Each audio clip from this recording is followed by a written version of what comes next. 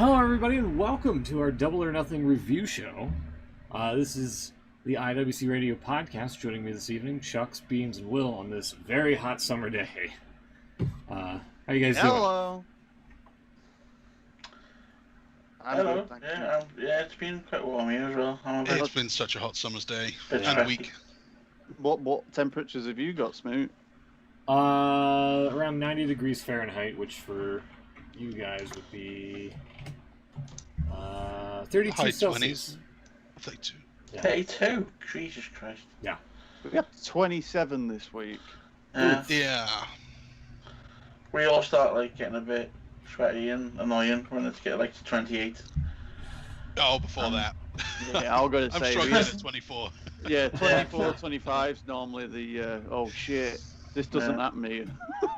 It's like that point where using just a fan stops working. Starts blowing the warm air around. And like this, I need some kind of cooling on this thing. Yeah, that's where we're currently at right now. Yeah. It's just a bunch of fans, and it keeps the air like circulated and whatnot, but you need cool air to kind of. Doesn't cool you. Yeah. I bought one of them Dyson fans. And one of those big circles. Yeah, they're quite expensive, and I'm thinking.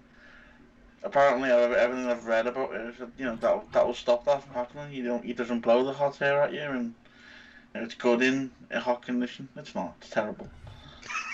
It's exactly the same. It's after about 10 minutes, you're still getting hot air blowing at you. Even more so because it's got a little jet in it. So you're just literally getting. I was just going to say, I don't understand. Unless it's an air conditioning unit, there's no chance that it's going to be. Apparently, it's got a filter in it, and it makes it cooler. It doesn't. It's all bullshit. Isn't it just a ring? No, I've got the other one. I've had one of them. I've got one of them somewhere else. I've got the new one. How loaded are you? It's just like buying all of these Dyson fans. Oh, I don't even know. I was going to say, I fancied a Dyson fan if you're purchasing another, Will. Oh no, I'm buying another one. I've been ripped off twice now. Oh. If you're looking to get rid of your old one, I'll give it a shot. No, they're not. They're not all the crap. I mean, they're okay. If you get you get a good 20 minutes out of it, you're lucky. But then that's not good at all. After a while, a fan that will actually do something. It becomes any other fan, and then it's just blowing hot air at you. Is it quiet? No. Really? No. So what's good about it? Is it like you can keep your Dyson fan? Well, this new one apparently has got a filter in the bottom, so it's like clean air. It's blowing at you. It's hot air, but clean. I've got a little what's it called? Oh God, it doesn't have a proper name on it, but it's like an air purifier thing. This good is what for. this says it is, but yeah. Well, this was only pretty cheap, but it basically draws air in at the bottom and pushes it out the top, and there's a filter in it, so it collects all allergens and hay fever type stuff. But I've got that on now. Can you hear it? No. I can hear something, but it's not bad. Yeah, it's just like background noise. You can't. Yeah. That's only because I put the mic right up against it. You never know it's on in the room when it's on. But can I hear mine when it's on? Go on then. No. Here comes the other crap. Oh yeah. Oh yeah. Is that Dyson? That's the Dyson, and that's the other side of the room. So I'm looking at the Dyson the site here, and it says the Dyson Purifier Hot and Cool Formaldehyde, which is just my God, is £600. Yeah, that's a hot one. That's like a heater as well. You don't want all of them. I'll show you the one I've got. The standard hot and cool is $550. The hot and cool formaldehyde is $600. I don't know what the difference is. Oh, even destroys formaldehyde. So if you're preserved, you won't be anymore. I shit myself. I thought you said that it was using formaldehyde. Same. I thought it was. Why is it called formaldehyde? Apparently it destroys it. Yeah, that's a good thing. I thought it was like spraying it into the fucking room or something. Is there formaldehyde in my room? I don't Is know. this something I need to worry about? There is now. I've If you got- buy it. Mine's the Dyson Pure Cool Me. Oh yeah, the Cool Me. Which Cheap is models available from 300. Bloody Yeah. hell, it's a tiny one. it's a desk fan. It's, you know, That's £300 for a desk fan. I could get you one for 30 quid. you get you one for about tenner. Right. I'm going to say I've honestly got one here that is a hand one that comes with a little plastic thing that you clip on the bottom and it rests your phone up against it, and it's got 3 settings and it's USB charged, and it cost me $6.99 from Amazon. And does it work well? I mean, it's not the right. That's it on the lowest. That's it on medium. That's it on high, and you can feel it. It's decent, and it lasts a while as well. You just charge it in or put it with a power, portable charger or something. But yeah, sounds like you might have got ripped off there, Will. Yeah. Yeah. They do look cool. Oh though. yeah. I'll say that. I actually quite like. And there's a lot of people that don't seem to like the Dyson stuff. I think that it does look kind of cool. I've always liked the look of the ring element of it. They're all over the NHS and hospitals and everywhere because they love them because they don't have to touch them. Yeah, that's a good So point. yeah, no, seriously, that if you go anywhere in the NHS that needs a fan. And because they don't have to pay for it. Well, that's it as well. Yeah. If I was the NHS, from taxpayer money funded, I would also be buying Dyson fans. And cordless See? Dyson vacuums as well. They cost a bomb. Sharks Yeah. are good. Yeah, Vacs are supposed to be alright as well, but, I've had a These vac. robot ones are supposed to be a bit crap. Yeah. Apparently they don't. I can't actually say this without being vulgar, but I'm gonna say it. They don't suck enough. so vulgar. So yeah. That's what you buy a vacuum for, the suction. Apparently these aren't very good at it. They do a bit, but you can't really. Even the really expensive ones, like they don't. Is it called? A room vacuum? Roomba. Apparently they're not great. Sorry, I know this is going to alienate Smoot a little bit, but just some news that I've seen on Twitter about football that I just thought I'd have to share and found it quite comical. Man Breaking United news. are poised to sign Jadon Sancho yet again. But apparently they are going to save £26.5 million on the deal because they've waited for a year. I mean, am I supposed to celebrate at that? How do they say? Because his contract is 1 year shorter now. Yeah, apparently it's going to cost us $95 million for him. It's like, You know what's great about that? What I love the most about that story is that we still have a sell-on clause on him. So you'll be paying us some of that money. but it's just like, yeah, wonderful. What, we've saved 25 million. It's like, and we're not adding for a year. It's like, you can drop that in the bloody ocean with United. It's like... Yeah, that's true. Well, Anyhow, yeah, sorry about that. That's a hell of a signing for you. He would actually get some minutes there and help you out. So, unless he turns into another Van der Beek. what happened with Van der Beek? Why doesn't he play? He just never does. And then he gets played like in one cup game or something, and obviously nothing really happens. And it's like, well, you've had your chance. Go sit back on the bench for another 4 games. Yeah, I never really understood that. I thought he was supposed to be all right. Oh, I mean, when he first came on, he scored in his first game. Like, he did the thing that, but he shot himself in the foot because he never got any game time after that. We mentioned football, and I kind of bring Smoot back into it. We are on the verge of. And I suppose you'd be really interested, actually, Smoot. But Well, he's got to pick a team, right? We'll get you involved anyway, yeah. It's Euro 2020 +1. So Yeah, we're gonna get you to pick a team in our sweep. Right, What?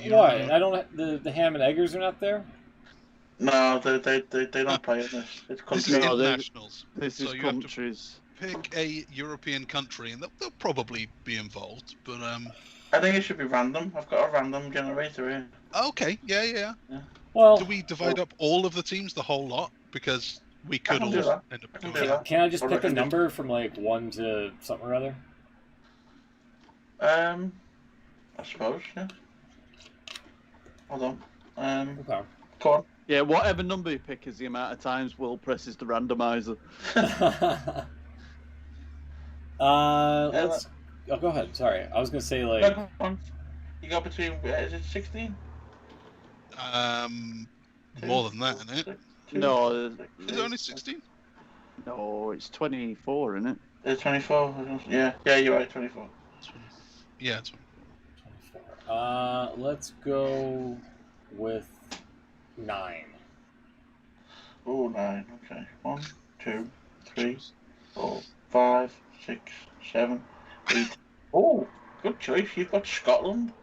Oh, are they good? Nice. You're The sexy Scotsman. You're the Drew McIntyre of the All right. Okay, we'll do the same process for you. Beans or Tux, whoever wants to go. I'll let Beans go, I think. I'm going to go with my favourite number 6.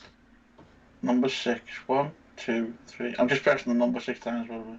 Yeah, that's 1, fine. 2, 3, 4, 5, 6. You've got Poland? Ooh. Oh, for fuck's sake.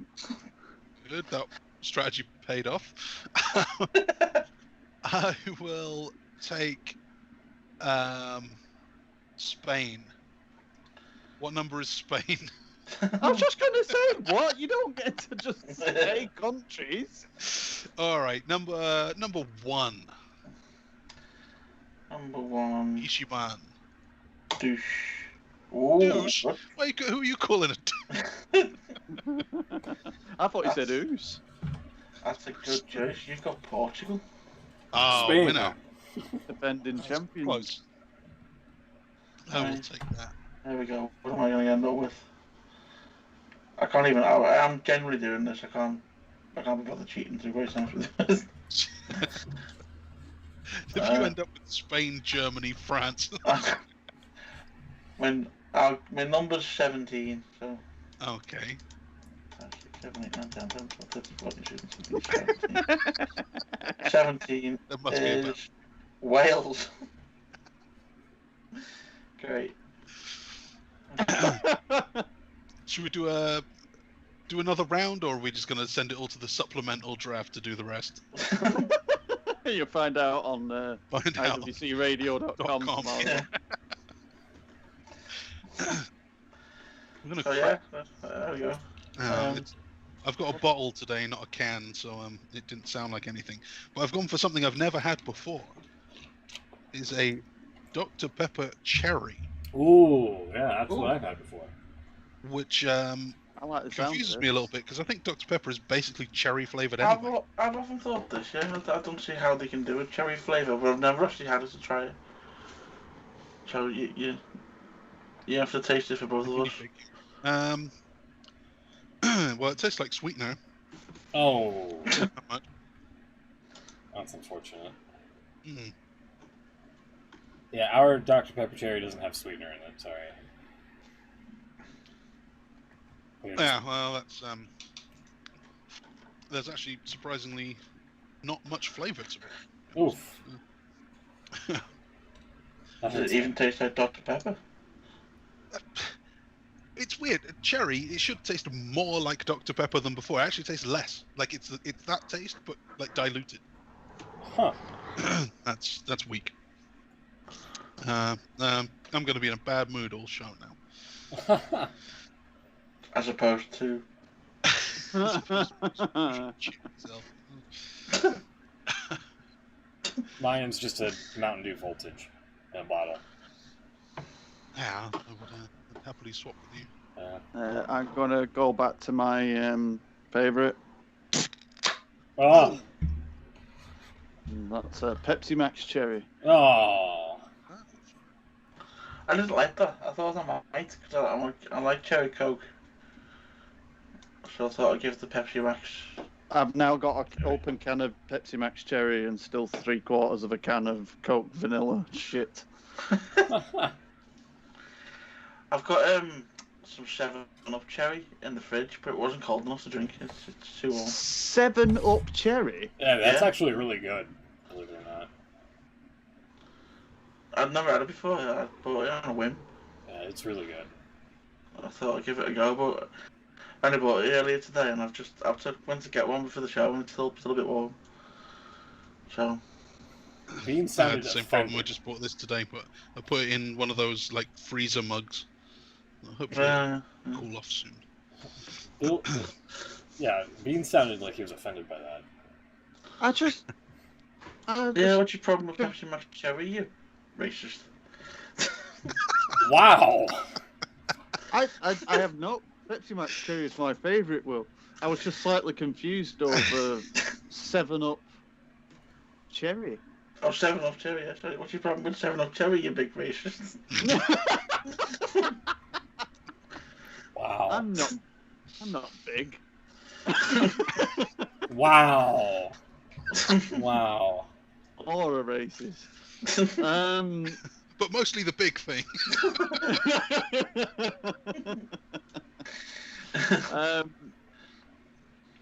I forgot what we were going to say. No, just with because 7-Up's obviously a lime drink, so Lemon. It's lemonade, isn't it? It's just. So I just didn't know. Does it just lose the lime element of it, or does it have it mixed in with the lime? I don't know. I don't know, and I can't tell you because, as we just said, it's still warm. So. I don't like it. I've never had it before, so I thought, I'll give that a go. It's a cliffhanger for next week. It is, isn't it? Give us your review. I also noticed they started selling. We had this discussion a few weeks ago about 7-Up free, not actually being free. They've now started putting it in like a clear bottle, so it looks like water. Oh, so that just makes it look even more healthy. Yeah, because they've got to differentiate the green, because the green is lemonade, proper sugar. Apparently. Green is just, yeah, I suppose it's Sprite and 7-Up, isn't it? Green. And yet lemonade is clear. Unless you get traditional lemonade. Speaking of colours for things, why does Walker's make their salt and vinegar green? Yeah, I've never understood this. That's weird. Yeah. Everyone They're the else. only one that does it, yeah. Like the chips or the bag? Oh, no, the bag. I mean, the... Oh, okay. I kind of wish that the crisps themselves were colour coordinated. That would be amazing. Well, to be fair, you do get some green crisps in there sometimes. You do occasionally get a green one. Yeah.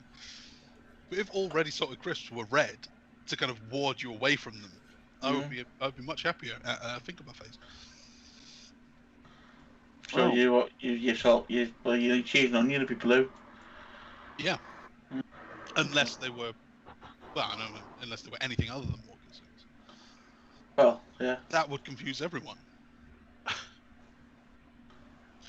I remember when they changed that and everyone was confused. When did they change? It's been like that as long as I can remember. It was... Oh, yeah, I remember it changing. Early 90s, I think. Really? Yeah. I vaguely remember, I think it was about 6 or 7, it was... Vaguely remember it happening. Wow. You could still was it just done so that people bought the wrong bag of crisps, so then they had to go and buy another one, and they thought this will just double our profit? But it would. But, yeah, I don't know. Would it? Because if you wanted. Yeah. No, because you could be just totally way. pissed off and not eat them and not go back for any more. Hang on. Maybe. Hang on a minute. Sorry, I'm going to hijack the show here because this is This is important stuff. This is very important now. So, according to what I've just read here, hold on, I need to read the article properly. Bear with me. Lord knows if it's on the internet, it has to be true.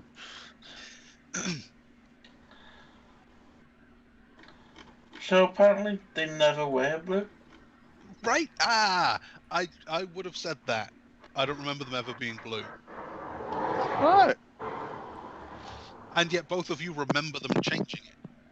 An official Walker spokesman said, contrary to popular belief, Walker's cheese and onion have always been in blue packets, and salt and vinegar have always been in green packets. We have no plans to change this as a signature to our brand. Mandela effect. Someone's lying here. You're all from an alternate universe. Yeah. I remember that because they had, when the change happened, and some shops hadn't got the new ones in yet, you could still get some of the old ones at the same time. But that obviously never happened. There we go. Official Walker's website now. Sorry, the whole show was on hold. This must have happened before Thanos ended the universe. Right. Not many Marvel fans in the room. I got it. It was just a terrible show.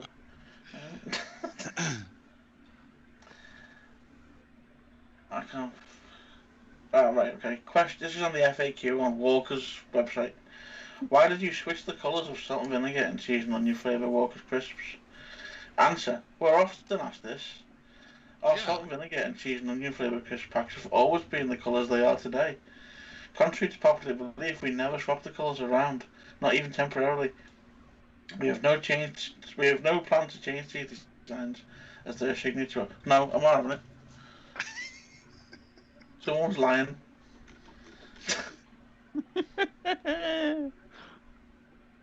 No, that's it. There must have been another brand of crisps that I'm getting confused with then, because... Well, every other brand of crisps is the other way around. Yeah. It's only Walkers that have been different. And I remember it changing. The line. It's cover-up. Did any other brand copy Walkers and switch over to that colour scheme? Well, they did, no? Everyone's just the same, no? I was just wondering whether that's where we got confused. No. It's a cover-up. It's a conspiracy. Big crisp. It's a big crisp covering it up. To make you buy the wrong packet and then buy another packet of the right ones. See, there's another one you got on your thing there. Golden Wonder, ready salted, the blue. Dark blue, yeah. No, it's all wrong. This. I'm writing a letter to the government. Tell them to drop the bullshit. We know, we're on to you. Sadly, if you wrote a letter to the government, you'd probably more than likely get a response for that. Listen, Boris. It's the kind of thing Boris would take seriously. He'd be like, is this real? To like his advisors, he'd be like, the most serious thing that could have happened. Never mind COVID and you global warming and all that. I guess at the bottom of this crisp malarkey. Ladies and gentlemen, it's been brought to my attention. It's a travesty. If he doesn't mention this in the next briefing, there'll be trouble. He'd fucking be doing his Winston Churchill lines again. Yeah. Should we fight them on the beaches? Should we get into the review game? I just realized we've been going over like 25 minutes of nonsense. Snack talk. Snack talk. Talking soccer. snack. That's what we should. Why is that? Oh, yeah, that'd be great. Actually, talking snacks.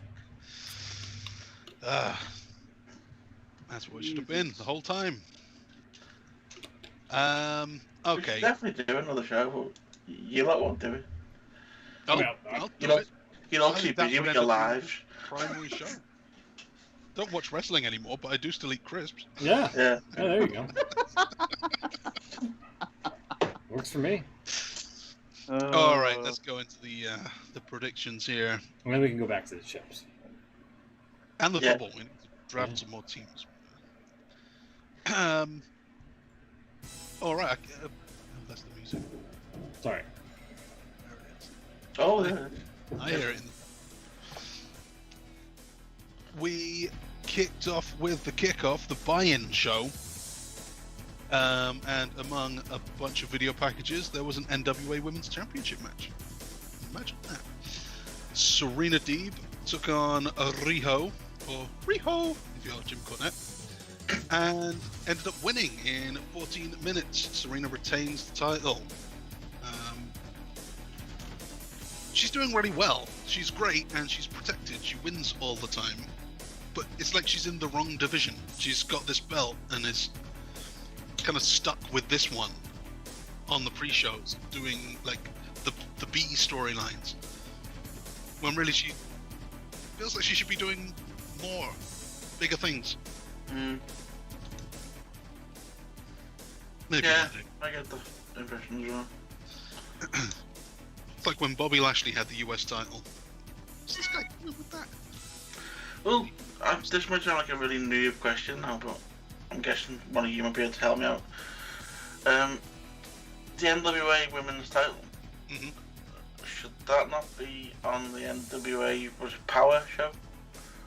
Is Or that that- still a thing? Is that actually going on at the moment?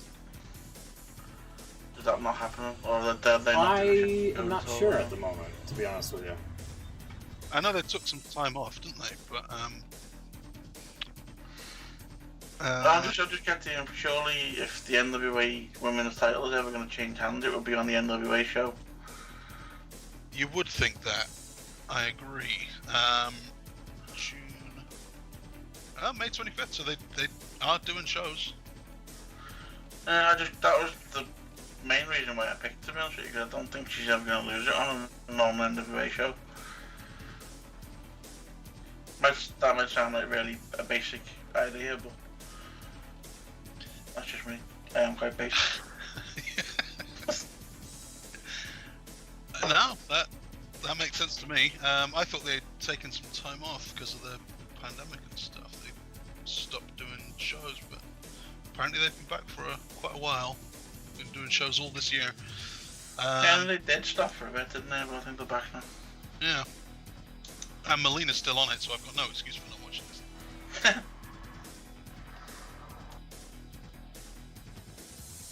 Yeah, there you go. So Serena wins. That's points all round for us. Everyone predicted that one. So congratulations. Started this new season on right foot. The main show opened with Cage and Page. And again, we all predicted Adam Page to win, and he did. Yeah, I liked his outfit. The Cage one, the Like a Terminator type thing, wasn't it? robot arm. Yeah, it was. He should have won that, I have to say. Especially with You think he should have gone Yeah, he should. I mean, over? yeah, because of that superplex to the outside on the ramp was nutty. Like, That was nice. and he did something else immediately after, and Paige kicked out. I was like, really? I'm gonna end up getting on one of my rants again, I think, soon. Oh. Why? Right. Um, Yeah. Well, it might be more relevant in a different match. Oh, okay. Nice. Foreshadowing. I like it. Oh no. Teaser. Yeah. Which match is it going to be? Wait and see. Is there a point going for that prediction?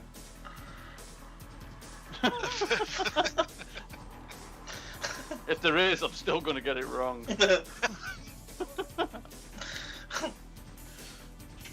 Right, so Adam Page gets his win back. That's 1-1. Nice parity booking.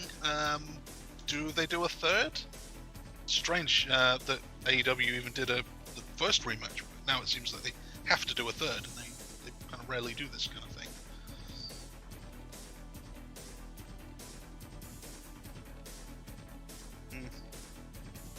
Could be. Oh, sorry, I was muted on the stream. I said I think they're going to go the separate ways, basically. So. Yeah. You may be onto something. So, third match of the night was the World Tag Title match, in which I think we all lost points. Yeah, Kingsley Moxton lost their title match. Bucks retain. Good match though. Shit Right. finish. Rant time. Oh, already. Yeah. I'm sorry, but it kind of goes in with everything AEW as well. I'm kind of done with these matches of ridiculous maneuvers and people kicking out constantly, and then they win by fucking doing some shitty knee to the head. I was just like, really? It's like that's your finish after fucking tombstoning a man on a ramp and fucking flipping out everything, and I just no. Yeah. And it is the Bucks as well. They kind of epitomise it. It really annoys me. Yeah, I was like, well, that's kind of a lame finish. And when they replayed it on Dynamite this past Friday, yeah, it looked even worse on the replay. I'm like, that didn't look like it would hurt that bad, you know?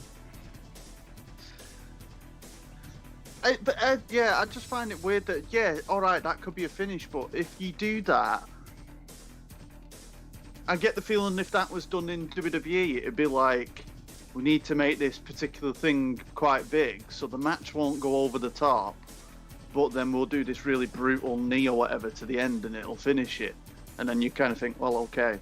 But on AEW, it's the other way around. It's just like you're doing stuff that looks like you're murdering people, and then the thing that should be brutal looks really safe. Yeah. You would hate Japanese wrestling. That's my biggest complaint about New Japan, and like Okada is exactly what you said. He uses the tombstone to set up the big lariat. Which should be the other way around. That's backwards. Yeah. But that's what they do. He has a devastating lariat. Yeah, but I feel that. I mean, I don't know. I mean, I watched this not when it happened. I had to watch it in 3 separate sit-ins, and I winced a little bit when I saw the timer that the pay-per-view was 4 hours long. It was like, oh no. And then you were watching it, and like you say, this was the second match in, and it was like this, and it's like, every match is going to be like this. You reach a little bit. Well, yeah, alright, I know some more than others, but yeah. But the whole ridiculous kicking out of things all the time really annoys me. Like a superplex. And I can't get into any matches because I don't believe anything's going to end anyway. Right. It's just in the fact that, I mean, I know we you know, it doesn't always happen like this now, but you kind of get the feeling that, you know, these kind of things are the things that you would do at a WrestleMania. You know, that big show where you feel that someone's giving more or everything that they can freely, where they might get injured or end a career because it's their biggest match of their life kind of thing. And you can understand them putting themselves at risk kind of situation. But when you're doing it every time for every pay-per-view, you don't have anything that stands out particularly. Yes, they're good matches, but I don't get invested in them the same. They don't draw me in. I just feel like it feels like a popcorn flick in the fact that it's just all action, but I feel the story loses it a little bit. I mean, again, I suppose it's old school viewing, but I would just love to see a really kind of slow, methodical match in a story setting, if you know what I mean. I mean, like, the thing that doesn't work with AEW is the fact that you got the old storylines of people injured body part going into a match or something. You know they're going to get worked on it all the way through the match, and depending on who that is, you believe it more, and it draws you in, and you wonder how what direction they're going to go with it. In AEW, whenever they try and do it, and they even did it a little bit in the Battle Royal with Christian, that he got injured before it. You just, within 2 seconds, the guy's then flipping around doing something stupid that they never should be able to do. And, and then 2 minutes later, there's like a remembering that, oh shit, this is supposed to hurt this body part, and I'll just do this really ridiculous limp now or something. And it's just, and I don't know, it gets lost a little bit on me. And it's sad because I want AEW to be a serious contender, but the more and more it goes on, the more I just feel like I'm becoming distant to it, which is quite a shame, really. No, I agree. I think you hit a lot of nails on the head there. And it's a shame because they do so much so right. Because my complaint with WWE is that the storylines don't progress at all. Everything is the same thing every week. That was apparent. Yeah, right. And I mean, actually, literally, sometimes. Remember when Miz and Sandow were splitting up? Yeah. And they split up on every show for about 2 months. And they were just back together again the next week, and then they split again, and then they were back together. And it's like they don't have a next step. This is the story. We've got a tag team, and they're going to break up. And they don't know they don't know how to move it from week to week. Just a little bit. They can be together, or they can be feuding. But they can't move, we've got 6 weeks to tell this story, and it's all we know is the story. They're going to be together, and then they're not going to be together. Let's just do 3 of them together and 3 of them not. It's just the same thing over and over. AEW can tell a story, but when it gets to match time, it's like everything's about the moves. Yeah. It's all about the moves. And even a guy like Dynamite Dave, he rates matches now on how much stuff goes on in the match. I hear him talking about how great some of these matches are, and I think, well, what these guys did was impressive, but there was no story. They just did lots of moves. Yeah. It's that battle of choreography in matches, because there's certain things, you think of Undertaker and Shawn Michaels at WrestleMania 25 as one of the big matches of all time, but when you watch it,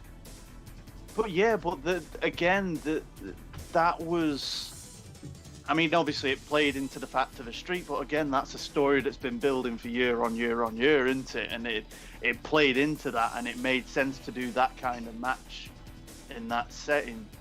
But even with one like that, there was the complaint, if there is ever a complaint about that match, because it was incredible, it's that they were just spamming finishes. Shawn would just hit his kick every so often, and Taker has his 4 or 5 finishes that he would go through. There was very little other than that. It was like an early version of the Brock Lesnar. Yeah, but that's it. Again, that's that kind of thing of wearing out the welcome, and you'd keep doing it over and over, and it just loses its essence. Where, again, at a WrestleMania setting, it works, but not every match. It's that. And now they've got 2 nights of WrestleMania, and there's one of those on each one. It's going to be like the Goldberg match and whoever else is going to do it. But even on that one, they would sell the moves. They would hit a big move, and then they would sell it.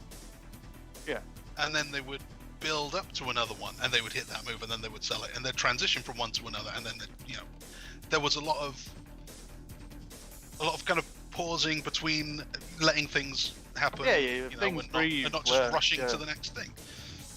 Whereas there was, I think one of the most egregious ones was that Scu Retirement Match. They lost to the Bucks and had to split.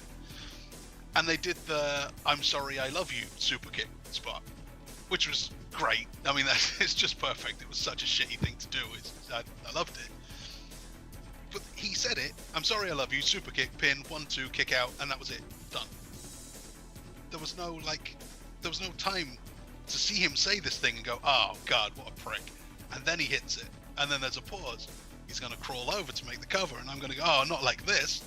There's no room. It was just, I'm sure you could play those two clips side by side, and they had said the thing, kicked, pinned, kicked out before Sean had finished saying the thing. You know what I mean? It's like, Yeah. it's crammed in. They've got so much to do, and they just cram it in.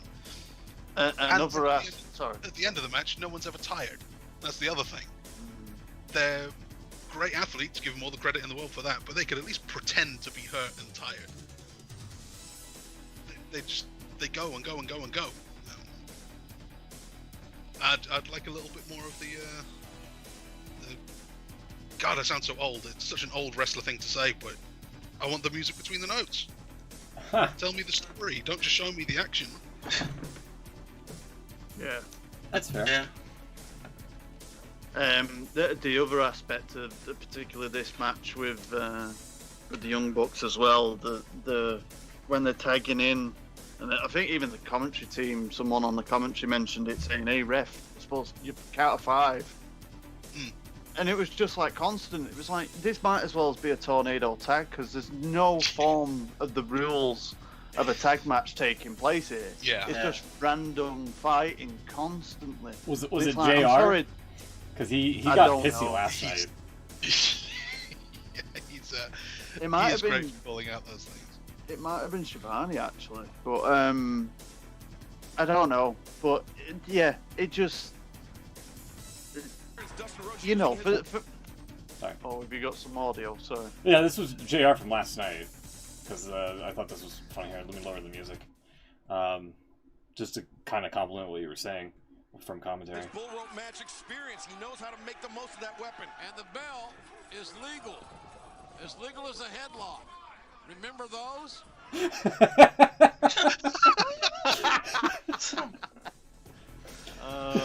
I noticed as I haven't seen last night's show, but I noticed on Double or Nothing, as the night went on, the last hour he was getting more and more pissy. Yeah. Yeah. I don't think he can cope with these long events anymore. Yeah. His voice is going too. I don't know if he's suffering with something, but Yeah, it was weird actually, because he seemed to get better as the night went on, but at the beginning I thought he sounded grumpy. like he needed a lozenge. Yeah. Just like, it was proper croaking. But And the last pay-per-view, didn't it? Because didn't apparently Tony Khan bought him a cup of tea or something? And he look at was me okay. then, I'm gonna need a piss. But yeah, I just the match itself really I was just annoyed with, and I know that Young Bucks are playing characters now where you're supposed to be annoyed by them, but I kind of was like that with them before. I I hadn't love seen them. most of the. I hadn't seen most of the build up to this feud. I'd seen bits of it, and they was quite lucky in a way because they played the highlights package about 4 times before the match even started.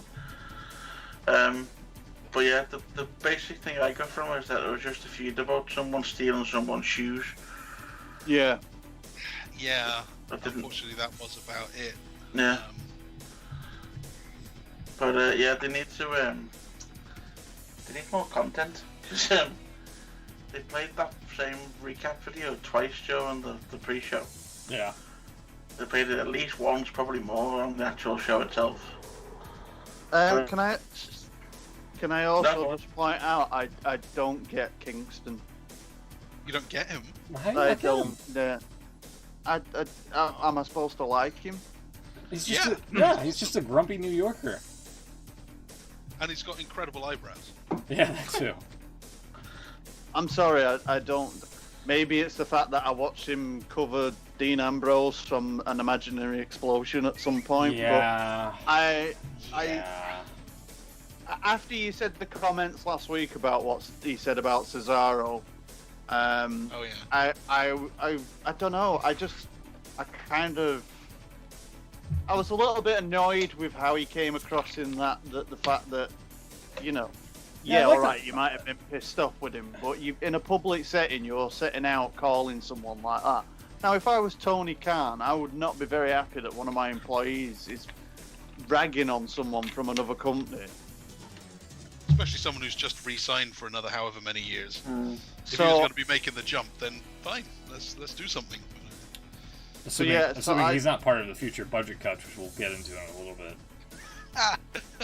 So He might be. Yeah. No one's safe.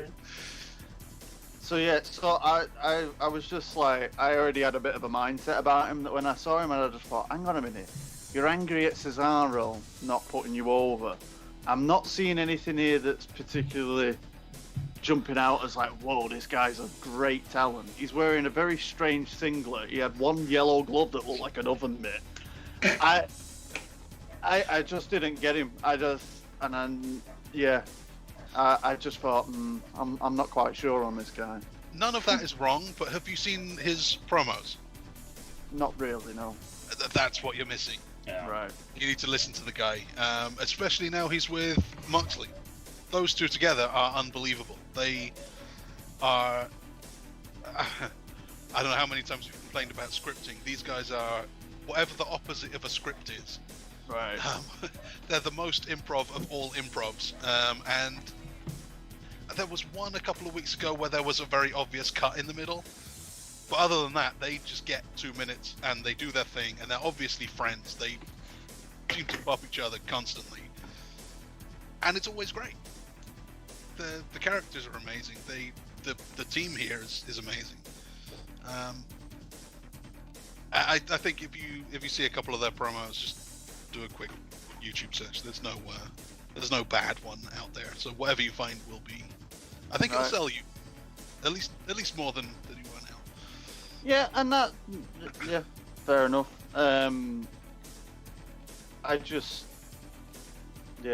Like I say, on first impressions of seeing him, especially in the ring, I just didn't particularly jump to him. And also as well, I'm not sure on this Wild Things. I understand you can argue that the lyrics match the personality to a degree, but I really thought that Moxley's entrance music was one of the better. Yeah. I thought so. I know, I like it. I think that they've got like is it a remix one they're using now as well with someone else singing it? It's a cover, yeah. Yeah, I think it works quite well. It's the one Onita used in Japan, so I guess it's just, him using his Heroes theme. I kind of agree, it does sound a bit wrong for wrestling. I think Orange Cassidy sounds a bit wrong too, and there's another couple that they've done recently that I'm not totally sold on. But it's better than having one guy make all the music and most of it's kind of shitty. Mm-hmm. Everything blends together, so if it fits the character, or even, the wrestler just likes it, that shows what he's like, then that's fine. I'll take it, even if I don't think it's good. I think it's going to be great when they're back on the road properly and they're in arenas. You're going to get everyone singing along with it. I think that'll be a good. That's another thing. Yeah. To get that. Well, yeah, I mean on the pay-per-view, right on the pay-per-view, you obviously got the, you got the crowd interaction in that, which was great. Same with like Jericho and stuff. But I just found it a little bit of a shame that. I mean, I don't know. I think it even more so just because I really disliked Dean Ambrose's theme in WWE. So when he had the AEW one, I just thought it came across a lot better. Yeah. I definitely agree. I mean, even the remake of Wild Thing, the Teeny Bopper version's okay, but it doesn't really fit him. I like the one where he debuted into the company with. That one, I think, is the best one. I have to say. Sorry, I turned on the fan earlier, so I had to. No, that's right. Not too bad. What was the other one? There was another one that came out with music. That someone else changed music. Cody was back to his original, wasn't he? Yeah. Cody's got his music back. There's a little bit more fanfare to it as well. They got rid of the Snoop Dogg portion.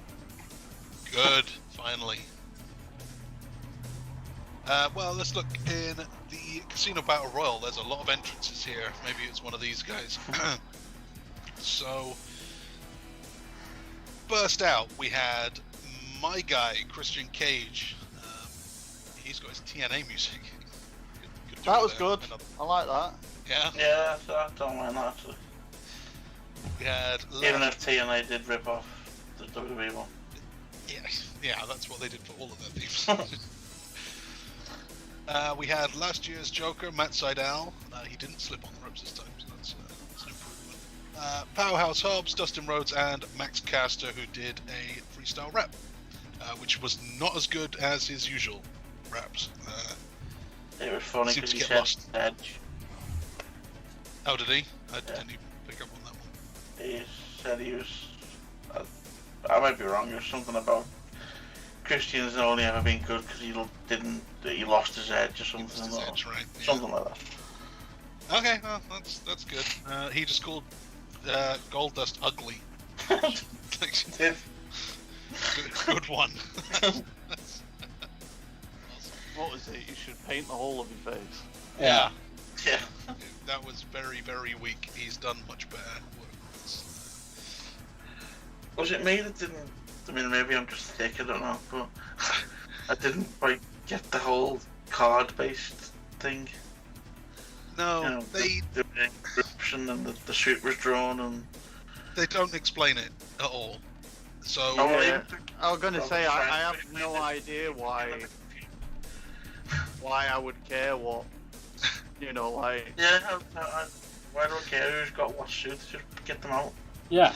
So, what you don't see, and what kind of explains it is, whereas in the Rumble everyone draws a number, these guys all draw a card suit, and then they come out in groups depending on what suit they got. The problem is they don't actually announce who's in each one of these groups, Well, yeah. Right. so that it may as well just be numbers. They say next out is the Diamonds. You go, oh, great. It could have been Hearts, and that makes no difference to me at all. Yeah.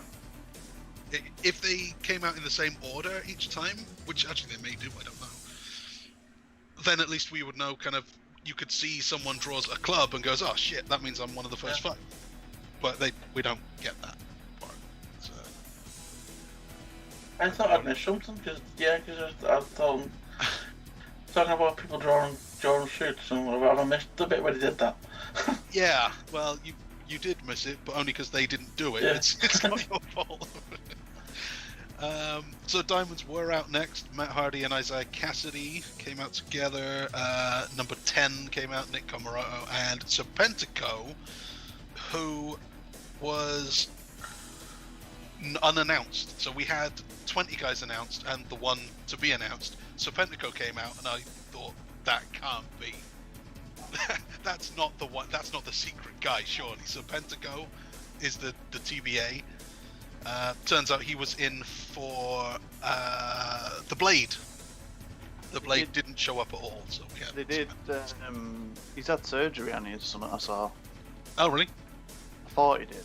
I thought I saw something on Twitter somewhere, but It's gone under the Blade. they did explain about what's his face.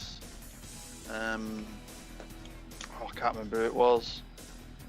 QT, didn't he get taken out? He was taken out too. We'll get to that one.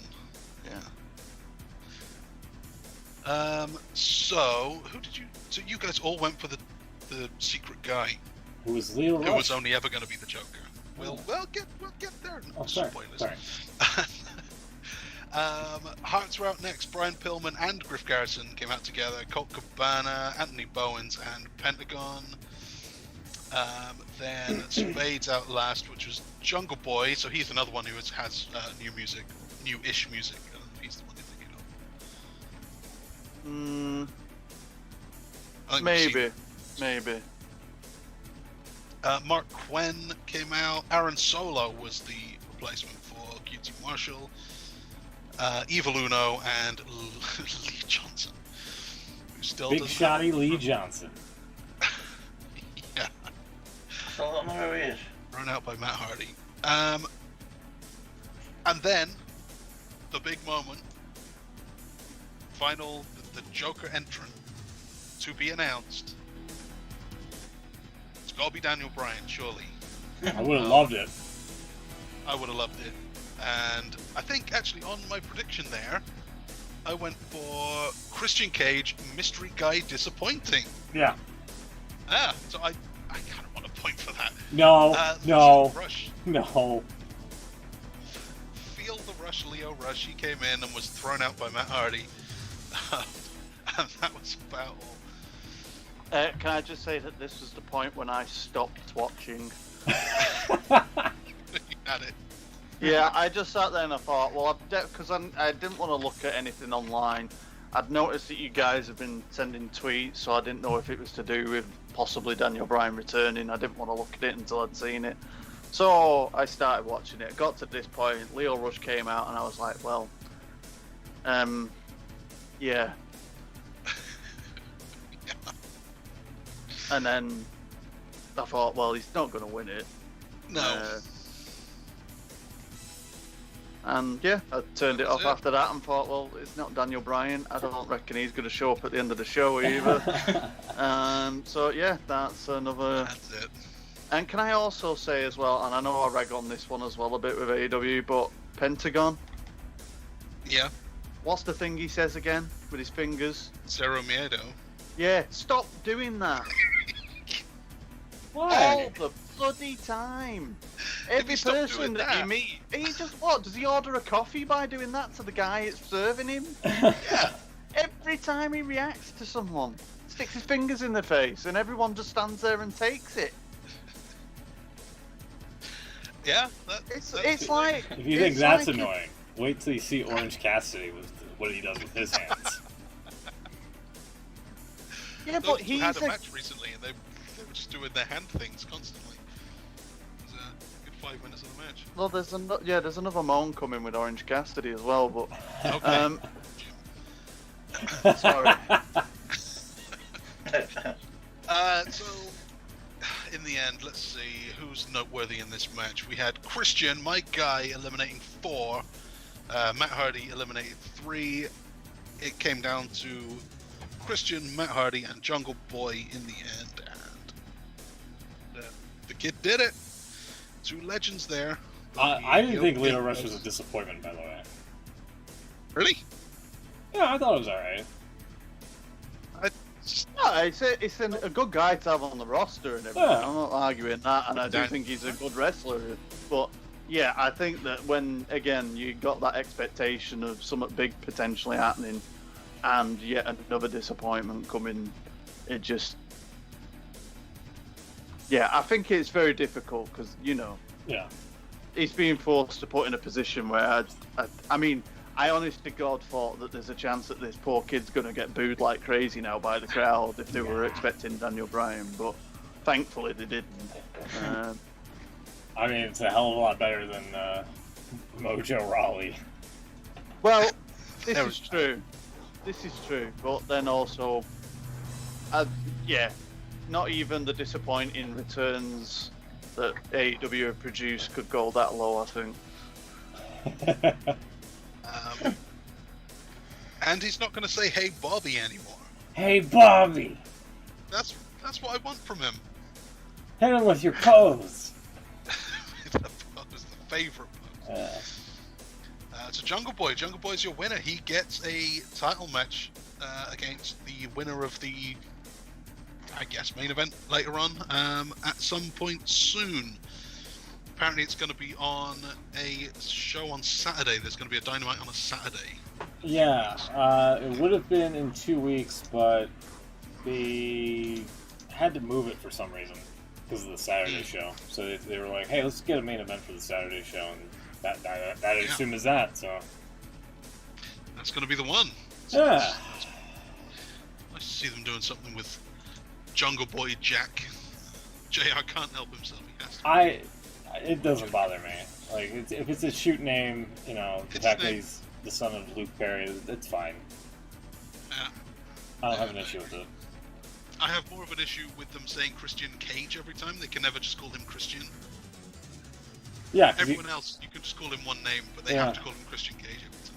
Yeah, I don't know what's up with Is that. that one copyrighted? Maybe. Or Trademark? Christian. Yeah. Oh, they can't call him Christian because of the WWE thing, and they can't call him Cage because of Brian Cage. They have to use his full name. Oh, yeah. Nah, It's annoying. Captain Charisma Christian Cage. That's too much. Right, Jungle Boy wins, and that's no points for anyone, because you guys all picked Leo Rush. Then we had Cody Rhodes, the American Dream. Pause for Smoot's reaction. There it is. And Anthony Ogogo. You guys all went for Cody. I had faith in my countryman and former Olympian. I don't know if you heard that he was an Olympic bronze medalist. Apparently so. Once, maybe. He lost. Cody Rhodes did it. He sent the Brit back in, so that's good, I guess. There was evil Brits saying bad things about America and your wacky healthcare system.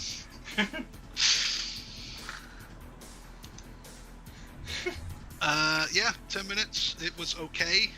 Ogogo looked pretty good. He's been fine with what he's done lately, so that's all right. I don't really have much to say about this one. No, I don't remember much about it actually. But, yeah. Go should have won. Simply put.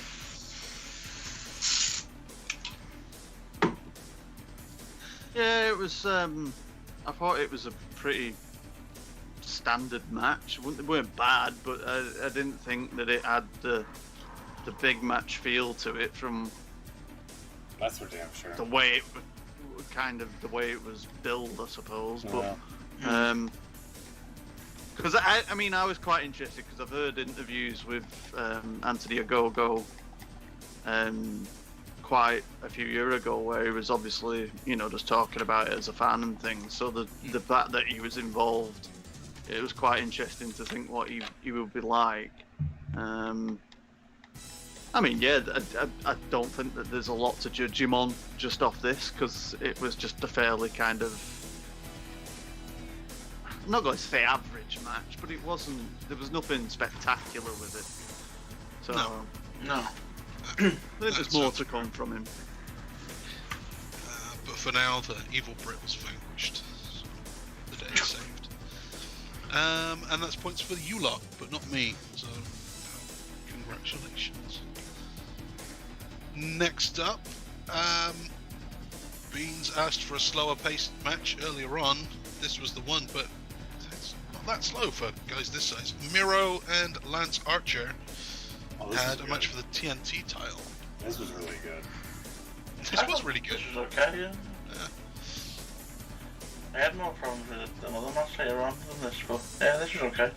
Yeah, I was really looking forward to this one. I thought it was going to be something totally different from everything else on the show. These guys work just as hard as everyone else. It's a weird situation. Like they're the big guys. I want them to be slow and kind of immobile and be something different. But they're really good. Miro retains. He wins by technical submission. And Miro also had Jake's bag at one point, and he just chucked it across the. Through this thing. Yeah. I did chuckle at that. Yeah, he is the best man. Oh, don't get me started on that shit. Here we go. What's burning beans this time? This still doesn't make any sense. The best man. Because he was the best man. Don't tell me that he was the best man.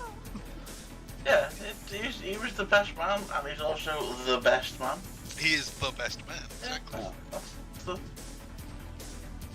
that's the play on words. It's clever. Wow.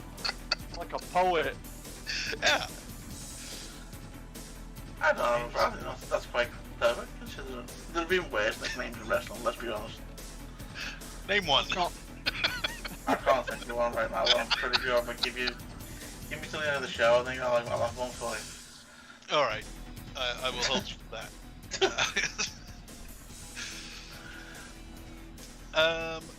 So yeah, that's a win. That's points for everyone, and I think the right guy won. Then, speaking of the right guy winning, the Women's World Championship, Britt Baker finally, after all this time, wins the title over Hikaru Shida, who held that new title belt for a few days. Lucky we got her year celebration out of the way. She's done. It was almost as if they knew it was coming. Yeah. Pretty wasn't it? Yeah, this was the match I had a problem with, really. It was a... Is it the crutch shot? No. It was just the general pace of it. It was a bit slow at first. It took a while to get in. I mean, don't get me wrong, it turned into a decent match, actually. But just the initial sort of 5-10 minutes was a little bit... I don't know. There was something... There were some pacing issues, but also they were. I don't like using the word sloppy too much, but there was definitely some parts of it that didn't go as smoothly as I think you'd expect it to. Yeah. My big complaint you mentioned earlier about the referees not calling. Was it? It's in the tags, right, where they're just letting too much go. Well, this one had a blatant crutch shot. I mean, Rebel hit Britt with the crutch, so maybe that's what it was. He let it go because it hit the wrong woman, but right in front of the referee. Rebel swings the thing, hits, and referee does nothing. That's not right, isn't it? Surely. Referee's discretion. Referees are very discreet then, if that works. And that's points for everyone. Yeah, we all had Britt winning. The celebration on Dynamite was great. So we haven't been able to see that. It hasn't had. Oh, you're in for a It's treat. going to be the problem. You're in for a treat. Oh, speaking of which, so I've only just been able to see last week's the Go Home Dynamite, and I had a problem with that. So we had Big Show out for the weigh-in between Cody and Agogo. Yep. And Cody was like 118 pounds, and Agogo was 119. And we had QT Marshall being the dork, going, "My guy's a pound heavier. That means he's definitely gonna win, right?" That was the joke. Yeah.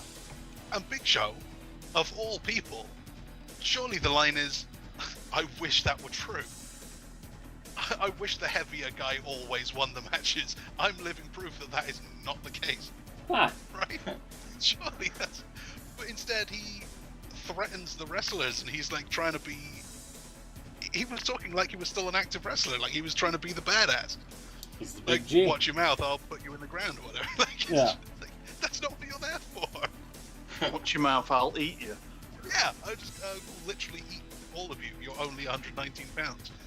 My lunch was 150. It's just, I just kind of would have preferred,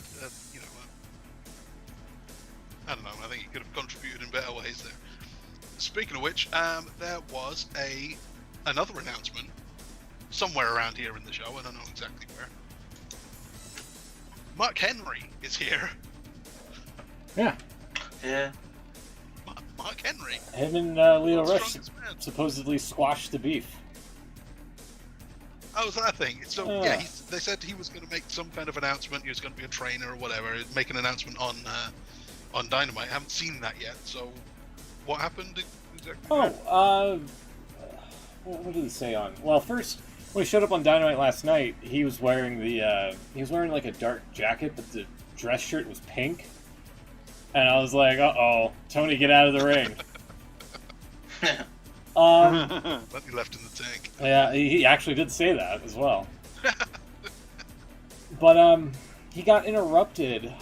I think he just said something about how he's still going to be possibly an active wrestler, but he's excited to call the action on Rampage, which debuts at 10 Eastern on TNT August 13th. I think I can cut to it here. There it is. And he got interrupted by a certain somebody. That I could spoil it for you if you really want to know.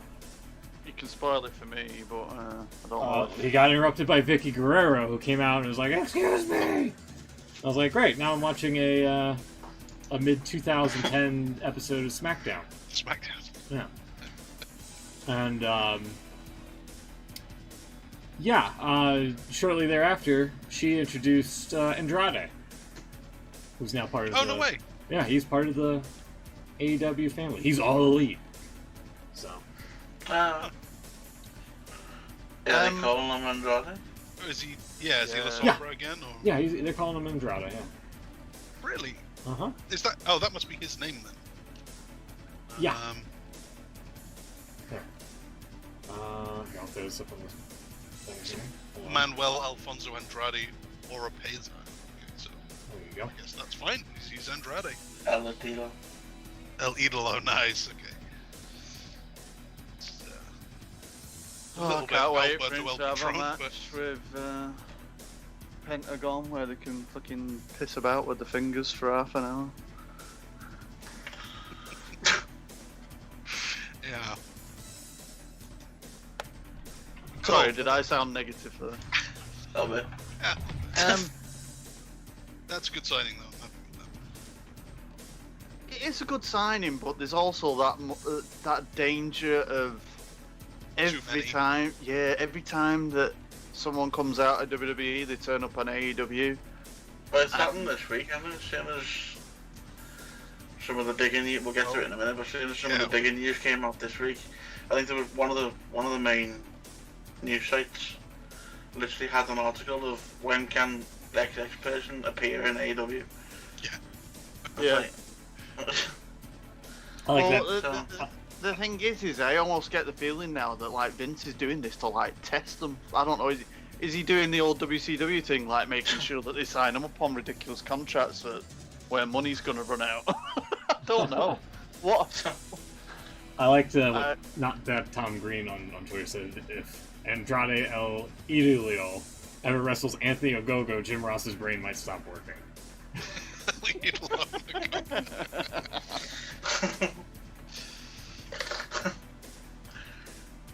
Yeah, there is definitely a point where it's too many, and I think that point is somewhere between Andrade and Mark Henry. I don't know, I guess you kind of, if you name the guy, you kind of know whether he should go or not. I think Aleister Black, yeah, great signing, they should do that. Velveteen Dream, no, let's not do that one. No. And there's I think there's just so many of them all at the same time. That's really the problem here. A lot of people saying Strowman, but I don't think he'd be a good fit. Somebody said that He he should have like an Incredible Hulk gimmick with John Silver because they both look alike. He That was. would be great. They should do that. Yeah. I mean, the thing is, Roll under the ring and come out as Strowman. Strowman's definitely the WWE mold of big Well, he guy, was slower a man. WWE creation, isn't he? He wasn't a wrestler when he started. He had no interest in wrestling apparently.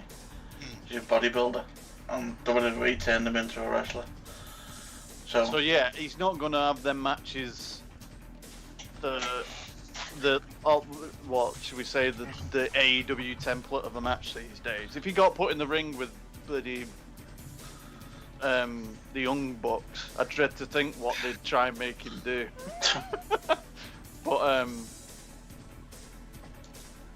it might be a good thing for them because it might give them a bit of a different dimension. But yeah, I don't know if it'd ever happen. I don't think. Apparently, if all the stories are right, probably unlikely anyway, because he's likely done with wrestling from what I've heard. Yeah. He's going back to bodybuilding. Really? Yeah, well, like I say, he was never. It was never something he wanted to do anyway. It's just been a job to him really. And now he's going back to. There's some videos of him online. He was actually pretty good doing the strongman contest and stuff. So Just seems a shame. I don't know. I mean, obviously there's a lot going on there. Yeah.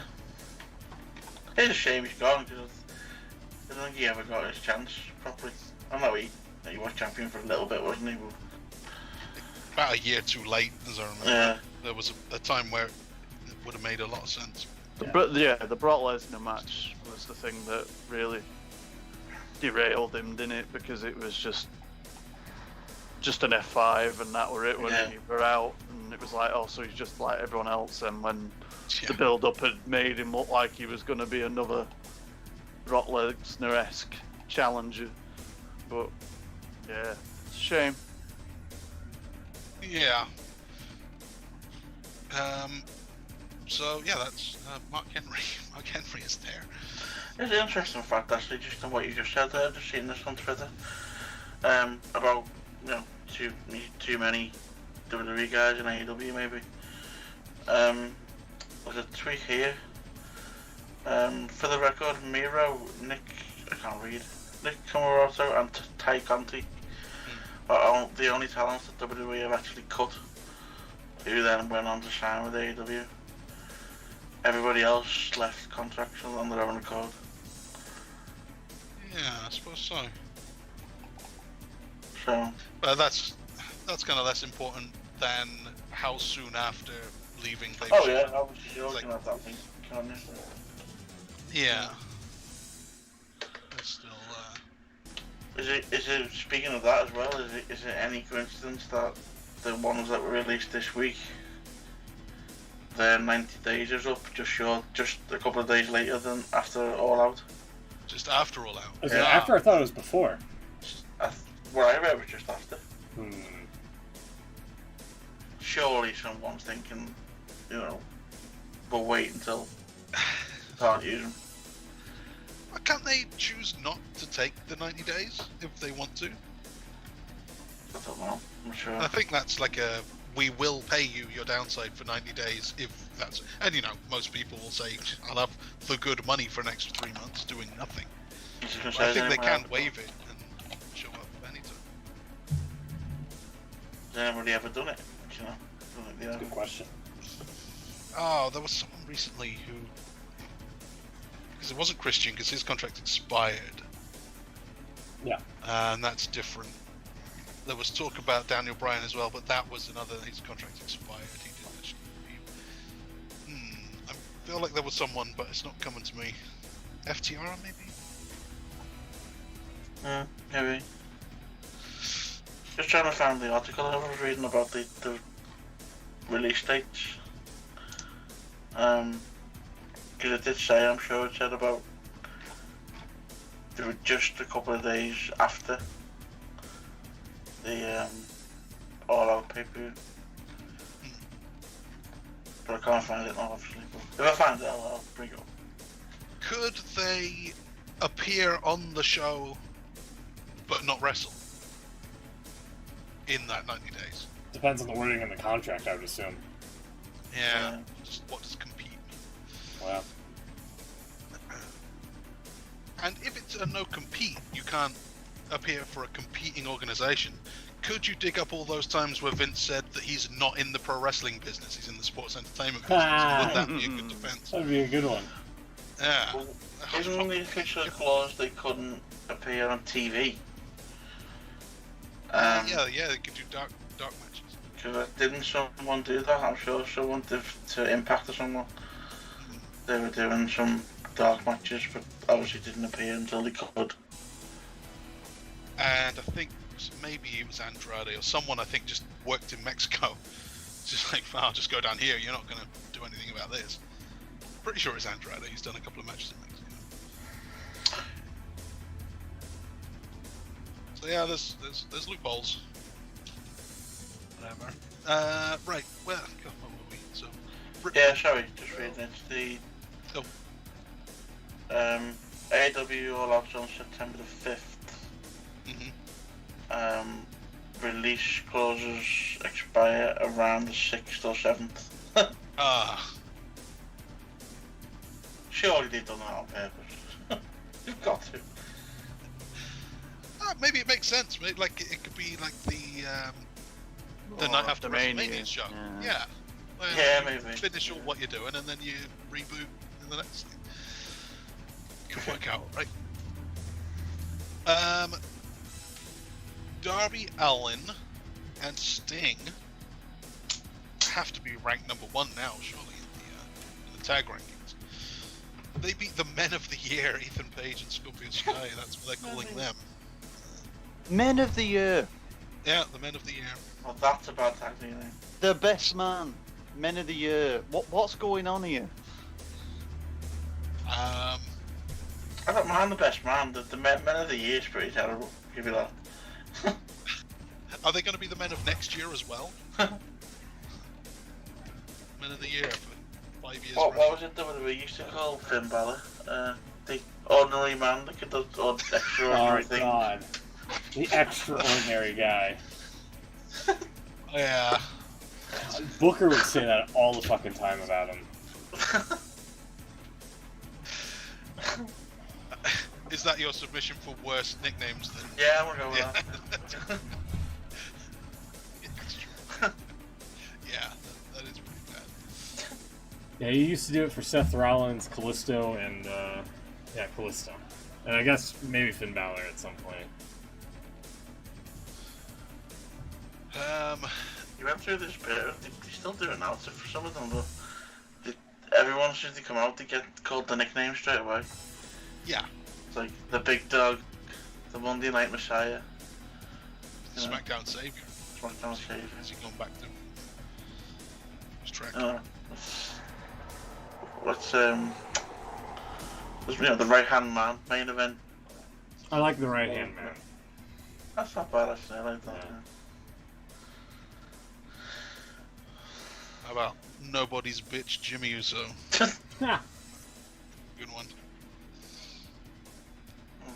The EST. Yes. That one's okay.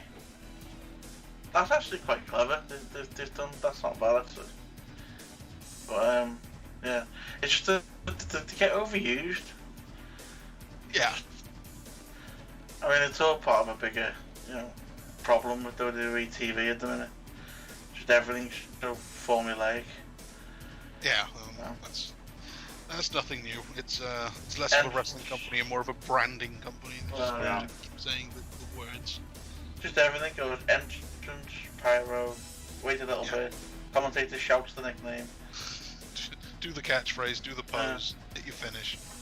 Yeah, I have a sound clip of Booker here calling somebody extraordinary, I believe. I think. Everything that Dean Ambrose tries, Seth Rollins has an answer for. Right? Maybe that's why he's the World Heavyweight Champion. I tell you, the guy is good. He, what I call an extraordinary talent.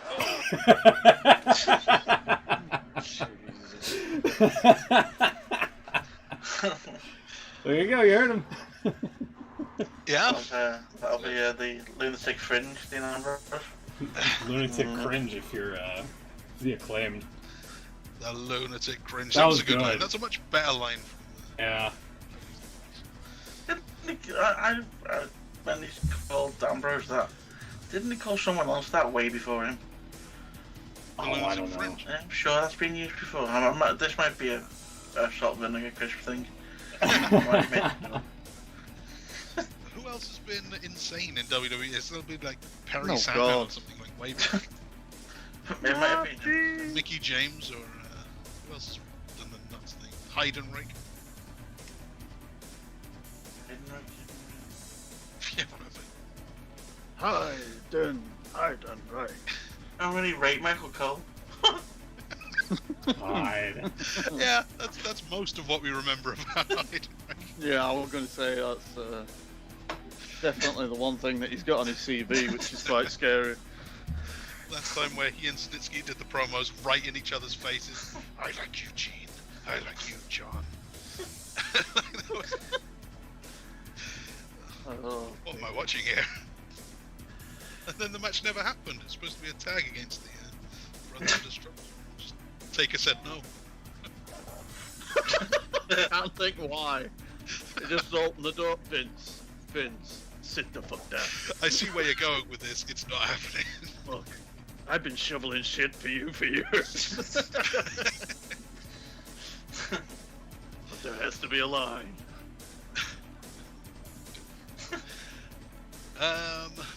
I always, sorry, I was just going to say, I always remember Nathan Jones as well. Yeah. And the, oh God, who was it that he beat up? Nathan Jones was supposed to have a match on SmackDown, and it was like his debut before WrestleMania, and that tagged that he never had the match or whatever.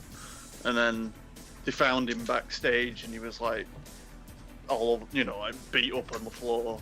And the camera pan back, and Nathan Jones is there, and then Undertaker comes over and sees him, and he's like, "Let me just explain to you the good and the bad things about what you've just done."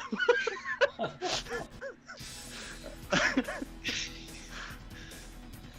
then sadly, it never worked out for him. Yeah. Yeah. Yeah, the big guy on SmackDown, I can't remember it. The other didn't really go anywhere. Matt Morgan. No. Other big guy who went nowhere. I mean, that's Oh, there's a lot of people. Mordecai? Mordecai now. Keep going. He was one of the more. He was on like the tail end of that kind of era. Do you remember he had something to do with the Big Show? Well, I may have made that up as well. It's just Matt Morgan. Was he eating a bag of Walker's Crisps that was incorrectly branded? So A-Train and Big Show was the Undertaker match, and Nathan Jones was taken out of that one. Why was he taken out of that now? He was attacked. He was attacked pre-match and left injured. Yeah, I know, but I mean, because he wasn't very good. I think that's. Is that really just it? Because I mean, he came in and he did that spinning heel kick, didn't he? Like to help him out. So it was like, well, the guy's obviously not injured, so. Is it just that he's pretty shit? I think that's what it was, yeah. Luther Reigns.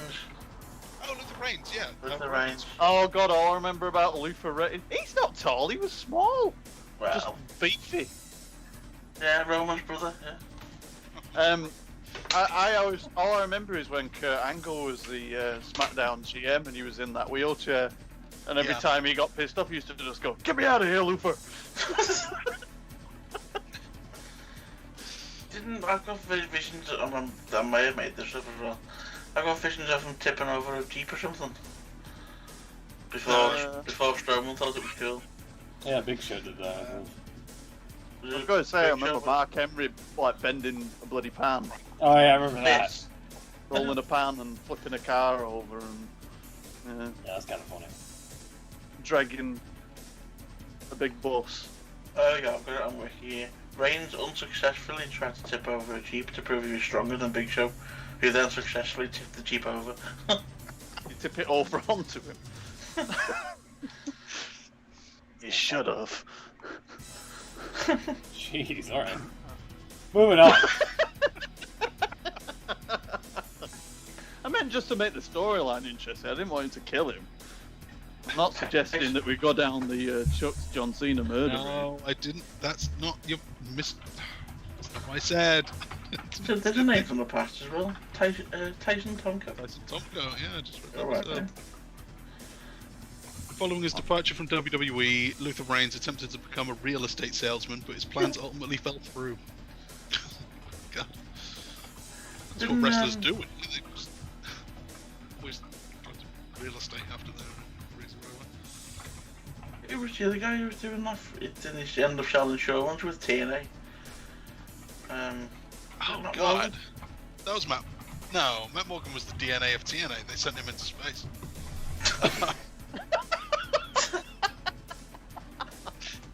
All true. Jesus. They didn't strap the rocket to him. They strapped him to the rocket. Sent his DNA into space so aliens could replicate him. It's like perfect human. Moving on. It actually happened. Perfect human. Yeah, they chose him because he's like, look at him. Like, if you wanted to send the DNA of a human into space so that aliens get an idea of what we're like, who would you choose? Just before or after he had Where's the Matt Morgan? I was just going to say, wasn't he primed to a lot of concussions? I mean, he's a wrestler, so yeah. Didn't he stutter? He did for a while, yeah. He's better now. Doesn't sound like the perfect human being to me. You're right. Should have been Molina, you're right. So Darby Allin and Sting won their tag match against the Men of the Year. Which I guess makes them the new- Well, that's how this all started. I was gonna say, how did we get onto that? So that's points for everyone except for you, Beans. You thought that the Men of the Year was going to beat the Men of yesteryear. But no. Sting looked great in this one. He Yeah. wrestled more than I thought he would. Yeah, he really did. And he He took did, his yeah. t-shirt off to a loud cheer. Yeah. He also did the Sting mask. He's like, look, I haven't got moves. It's Sting wearing a Sting mask. So good. Yeah, he did look really good actually. Yeah. How Did old lots is of he now? splashes. 60... 62? 61? Really? I thought he was like 62. 58 or something. That is ridiculously good. 62. Doesn't look a day over 58. Yeah, He's still an 4 old years man. is a No, he long doesn't. time in wrestling. Especially at that age. God. Yeah, he was retired at 58. 62. That's ridiculous. Yeah. Yeah, he's still got it. Then we had one of, I guess, two main events. It kind of got a bit weird at the end here. The world title match 3-way, obviously a bit of a filler, because they didn't want to put it on last. Kenny Omega beat both Orange Cassidy and Pac by, he pinned Cassidy, didn't he? Yeah, it was like a weird roll-up. Cassidy hit him with the Superman punch, and then did the crucifix kind of pin deal, like laid back on him. Kenny Omega tilted him over, stole the win, and retained. So that's points all round. Anything? This went half an hour. God. Yeah, this was another Yeah, one. a bit. It Here we was go. like, I'm sorry, I know Orange Cassidy is a beloved character to some people, and he is entertaining, but the character that he's in doesn't suit that main event scene, in my opinion. Or if it did, at least show urgency. There's a point in time where he has to drop it a little bit to the situation that he's in. I think he And- did quite well doing that towards the end. He Yeah. did To what- fire up pretty well with all the. He just kept doing punches, unfortunately. Towards the end, yes, but Yeah. you know, like a match could end at any point. So at the beginning, when he was still prattling around, it was a bit like, But I didn't think it was that bad. But the same thing again. The bloody amount of things that they did to each other, and Yeah. the match didn't end. And then he fucking beat him with a crucifix roll up. It was like, really? Like, you've just dropped the guy on his head about 600 times, and he's been able to get his shoulder up, but because you just roll him over, all of a sudden you can pin him. It was just... Again, if there was, like, what you mentioned before, Chuck's, about, like, you know, exertion and tiredness coming into it, and you felt someone got caught in that roll-up, that's fine. But, again, it was that fresh as a daisy feeling with it. It was... I just... Yeah... He It's was not- fired up at the time. He, of all the people who shouldn't be getting caught out for a pinfall, he was punching everyone. He was running around doing his big comeback. Yeah, it just... and- the amount of time that everyone took in between things, and then silly run-ins and stuff, and hitting people with belts, and people kicking out, and to that point, then just get to a roll-up, it was just like, oh, come on, no. It just wasn't done smoothly enough. I don't know. Like I said, it's not a bad match, and it's nitpicking to a degree, but again, it's just that kind of being invested in it, and it just loses something. I was losing interest mainly because it was like 4:30 in the morning and I was knackered. It was so long. Well, yeah, I mean, this is it as well. Like, you know, I mean, I've watched it in 3 sittings, so it did feel different. But Yeah. like I said, I mean, I know I joked saying that I turned it off after the Battle Royal, but I was tired from that point, even from what had happened, because like I remember stopping it, and I think it was like 1 hour and 15 or something, I thought, it's been an hour and 15, and it feels like I've already been watching it for 2 hours. And it's not bad what I'm watching, it's just long. Yeah. Well, that sums up the match too. A lot of action in there, a lot of moves, and they were all good. But yeah, it was long. And it's a shame it was a three-way too. I think pick any two of these guys, and I think they could have done better than a three-way. Matches are rarely improved with a third person being involved. I have to admit though, that this is just a personal thing. I think I do like Kenny Omega as a champion. Yeah. I think he's a perfect. What's the word to use? Is perfect champion, I suppose. Would you send his DNA into space? God. I'd do it more than Matt Morgan's. Really? He's so tall though. Look, if we're going off tallness, would you send the Great Khali's into space? Oh God. No, because he's so frail looking. Yeah.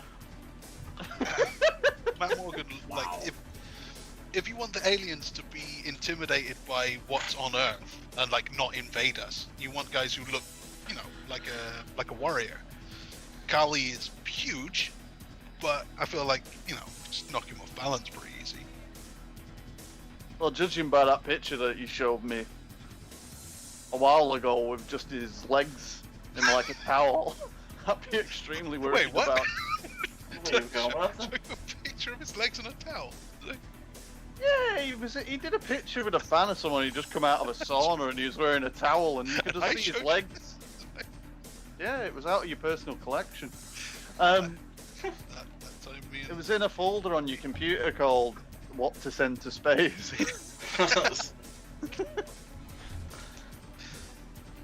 But yeah, there is a lot of concerns about the man's ability to balance.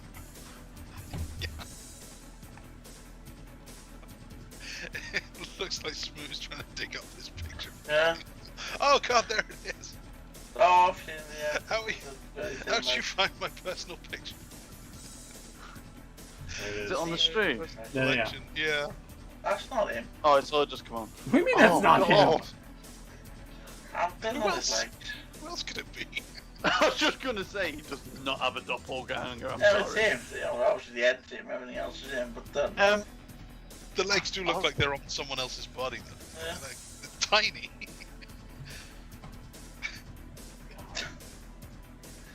I stop looking at them. It's not even like they're skinny legs, they just look like they're normal guy legs on this giant upper body. Anyway, where the hell were we? So Kenny is still your AEW champion, along with about 3 others. And The that best, leads us to the main event. yeah, the only best part was him clobbering like Orange Cassidy with like every single belt that he had. That was pretty cool. It's great. Oh, yeah. Sorry, my internet just dropped out then, so sorry, I missed the last minute or so, I think. Nah, it's alright. Now We were just laughing at Sally's legs. It's fine. Yeah. Yeah, I was just gonna say, I've got to be honest. I see that picture and it really kind of like scares me a bit. Well, that was like years ago. I know. So what do you think it'll be like now? Good question. Main event, we had the Inner Circle fighting for their lives against the Pinnacle. If they lose, they have to disband. Stadium Stampede, they all kind of paired off and... Did I just hear the boing? Yeah, you did. Anything important? No. Oh, messages from you guys. It's really not important. Though. No, really not. Right here. They all split off into their pairs. Jericho and Miz. Then what's wrong? Jericho and MJF did their little brawl. The Proud and Powerful, if they still call themselves that, split off with FTR, and then the big guys Wardlow and Hager, they did their thing, and Sean Spears got Sammy Guevara, and they went and fought with a load of chairs. So we cut around the arena with each one of these 4 different brawls going on. interesting stuff. Better than Edge and Randy Orton fighting through the Performance Center. Yeah. Better than the Money in the Bank and the HQ as well. Yeah, there was no. That wasn't hard. No one was thrown off the roof onto a secondary roof. I was just going to say, no one was thrown off the roof in any case. They were in Money in the Bank. Ray was thrown off the roof, but it's okay because he landed on a secondary one. Yeah. Thought he was going to, do his belly slide thing, go flying off.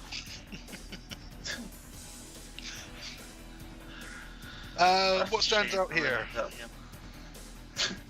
I'm over shitty cinematic matches. I actually like this. I didn't. Yeah. I've actually watched it again since. Didn't enjoy it at first because at this point it's not 4:45 and I'm really tired. But yeah, I just wanted to go to bed and it was daylight outside. I did. Watching it live, I didn't give it a chance, but watching it again, I actually quite enjoyed it.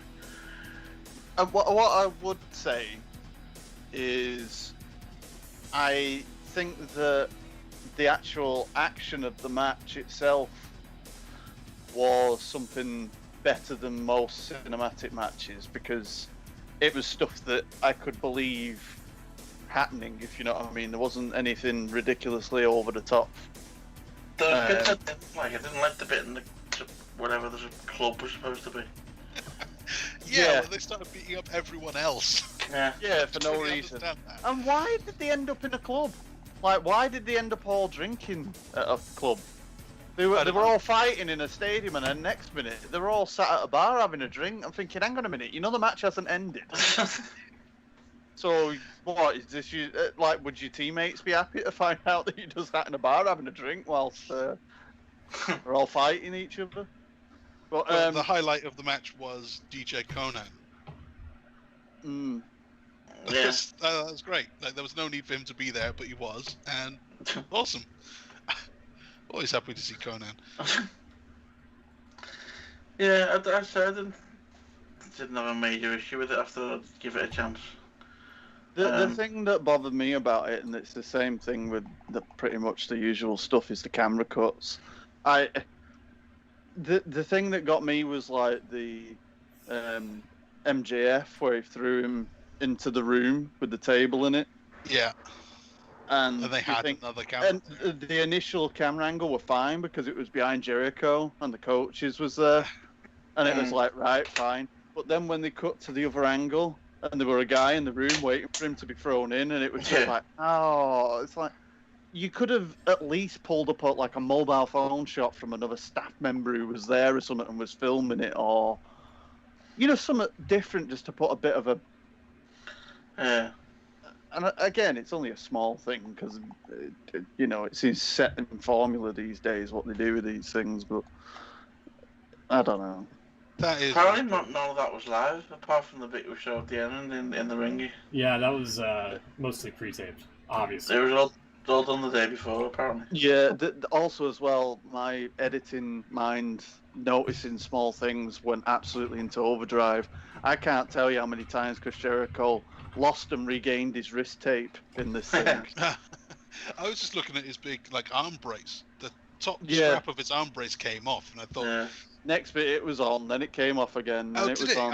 I didn't notice it going back on, but I was looking at it come off, and then they went into the arena. I thought, there's no way all of this was live. So has he strapped it back up? I looked at it for that moment, and it was still off. That's good. Attention to detail there. Right at the very beginning, when they were in the stadium at the beginning, it started coming off the top bit of it. Yeah. He was fighting MJF at the start, and then when they started going inside the stadium bit, it had gone back on the clip, but it came off again as they were fighting. But yeah, it was that same arm, but his actual tape that he had round his wrist on that bit was on, off, hanging off, back wrapped up. It was all over the place. So it was obviously, you could tell it had just been done in numerous takes. But yeah, I like that. Did have a live finish. I think that was quite good. Yeah, it's better to I just didn't like how it was just basically Guevara and Sean Spears in the ring, and nobody else was to be found. They're all in the bar. Also, we dropped a few frames for some reason. I don't know why. I'm hoping it wasn't the internet acting up again. So. Well, I was gonna say because it was really weird because I lost the connection. Yeah. But I only noticed because the show, I got the spinning circle on YouTube. Yeah. And it just went really quiet, and I was like, hello. And it came back after a few seconds, but We're nearly there anyway. We can get this done. Yeah. John Alba was actually there. Yeah. What did he say? He said there was a lot of fans, especially in the top bleachers, once the match started and it was on the screen. Quite a few were started leaving and making their way out. I suppose they probably thought that it was just going to be something that you they weren't going to would, see it. Home. Yeah, I'm not going to see any more like in person because it's all going to be a silly match. I was surprised that it was the main event. Yeah. Yeah, I could see it working both ways really. Yeah, but I think it was just the fact that they wanted someone, good ending, like fan-friendly ending, didn't they, I suppose, to it, which I get, but obviously at the time, it don't come across like that, does it? It's... Apparently he had them all singing Judas for like 10 minutes straight after the camera went off. Oh. There's a video of it online somewhere, he just kept going. I like that they gave Sammy Guevara the win, though, after he was the guy that cost them the War Games. Now, that was a bit of redemption for him. That's cool. And what are the notes from this one? Oh, the fake wall. I hate the fake wall spot. Yes, for real. They never look real. There's more plasterboard. It wasn't just that. It was when he said, "Oh my God, he threw him into the kitchen." Well, Yeah. that's a kitchen that they use. It's a goddamn container. They were already in the kitchen. There was like a sink on the wall next to where the wall was. He threw them into the kitchen. Well, kind of out of the kitchen. It was the way it was just like there's a shutter there and there's just a little cooking set thing that was just like kind of put there to make it look like a kitchen. Because just the wall like was fake. It was not a real kit. There's nothing there because it's not a wall. It was all There's got to be a better way to make a more realistic looking wall than just a sheet of plasterboard. Do you know what they should do? And I think it'd have Just a not better do it. impression. Well, yeah, there's that. But if you actually put your fake plaster wall up against the wall, but a little bit away from it, Oh, and kind of like dent it in.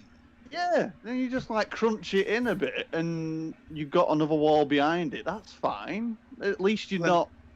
At least you Yeah. can argue that it's like a retaining wall. Like. You could then say it was a brick wall, and he threw him in so hard that he dented the brick wall. Looked like a superhero film. Cool. Or you could just say, look, he's just made a goddamn hole in the wall. Fine. Yeah. Leave it at that. Not, he's thrown him into the fucking kitchen. Yeah. I don't know. I like the one. I like this match though. There's enough different stuff, creative stuff there. It There didn't was go definitely too a wacky. lot of work in it. Yeah. Yeah. The one last year was full of like wacky spots, and they didn't do that. So I guess there's options next time around. Are we supposed to believe that the coach guy was still working at 11:30 at night? Yeah, I don't Jonathan know what that was Coachman. about. No, Urban Meyer. Coach. The Jackie was coach. I don't do NFL. So Oh yeah. Yeah. What did he say? Did he say like holy shit or something? Yeah. Which I thought he got a massive cheer for it. Yeah, that's great.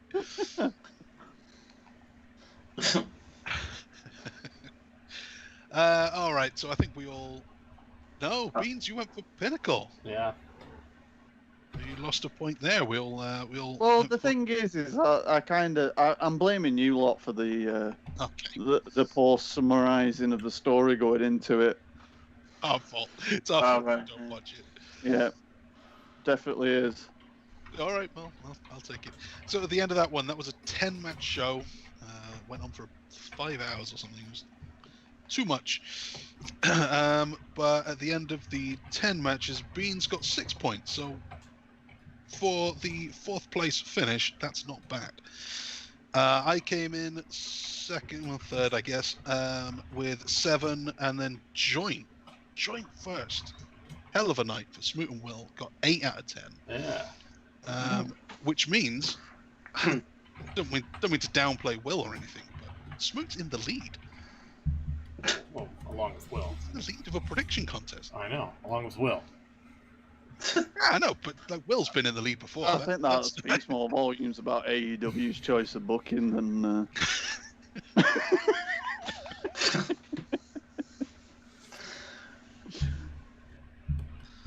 I've just thought. I don't know if I've really pissed you guys off then when I just went really quiet on that own call.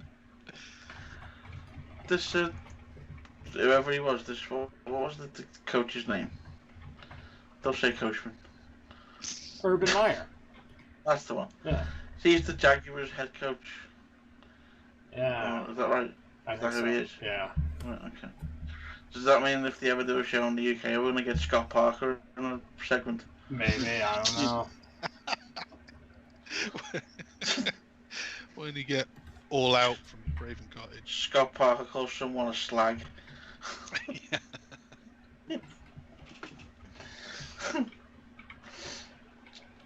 So I read I was listening to a podcast. I can't remember who it was, and they were generally trying to say that Tony Khan's going to be in a bad mood because after the last show, because this was after the Bud and Good show, because he was saying that obviously the finish of that didn't go well. Everyone was ripping on it, and Fulham got relegated. Fulham. Fulham. They did get relegated. Fulham. So sorry, I went off on a bit of a tangent there. Yeah. So yeah, I'm in the lead with Will. You are in the lead. Yeah, lead's a lead, That's right. Yeah. Can't really downplay that. Should we get into it very quickly because we're about to encroach on 2 hours here. Oh wow. We'll talk a little bit about WWE. First off, some breaking news about an hour ago. Not really that breaking, I guess.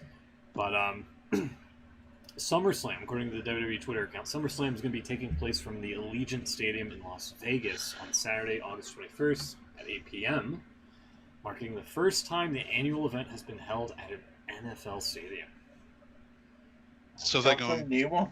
big. Yeah. Which stadium is it, Smoot? Allegiant Stadium. Who's that? Raiders. The Las Vegas Raiders. Oh, right, sorry, yeah. Yeah, that is the new one, isn't it? That's the brand new one. I've seen pictures of it being built, but I've not actually seen it in action. Is it open yet? Is it? I'm guessing NFL not being on right now. It's not. But... Yeah, not yet. Located adjacent to the world famous Las Vegas Strip, Allegiant Stadium is the state-of-the-art global event destination home of the Las Vegas Raiders. SummerSlam will be one of the first sporting events held at full capacity, Wow. with tickets on sale Friday, June 18th. So what is the capacity of that? It's not the, Question, hold on. Is that the same stadium? It's not the same stadium as 65,000. 65,000 Yeah, people. 72 expandable to 72,000. Yeah, because you're gonna Oh, get fans on the pitch, aren't you? Yeah. Yeah. Wow. So that's big. That's big, people. That's That's really really big.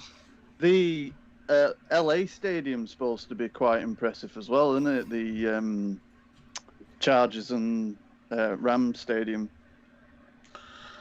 I've not seen that one yet. This one looks really nice from what I can see of it.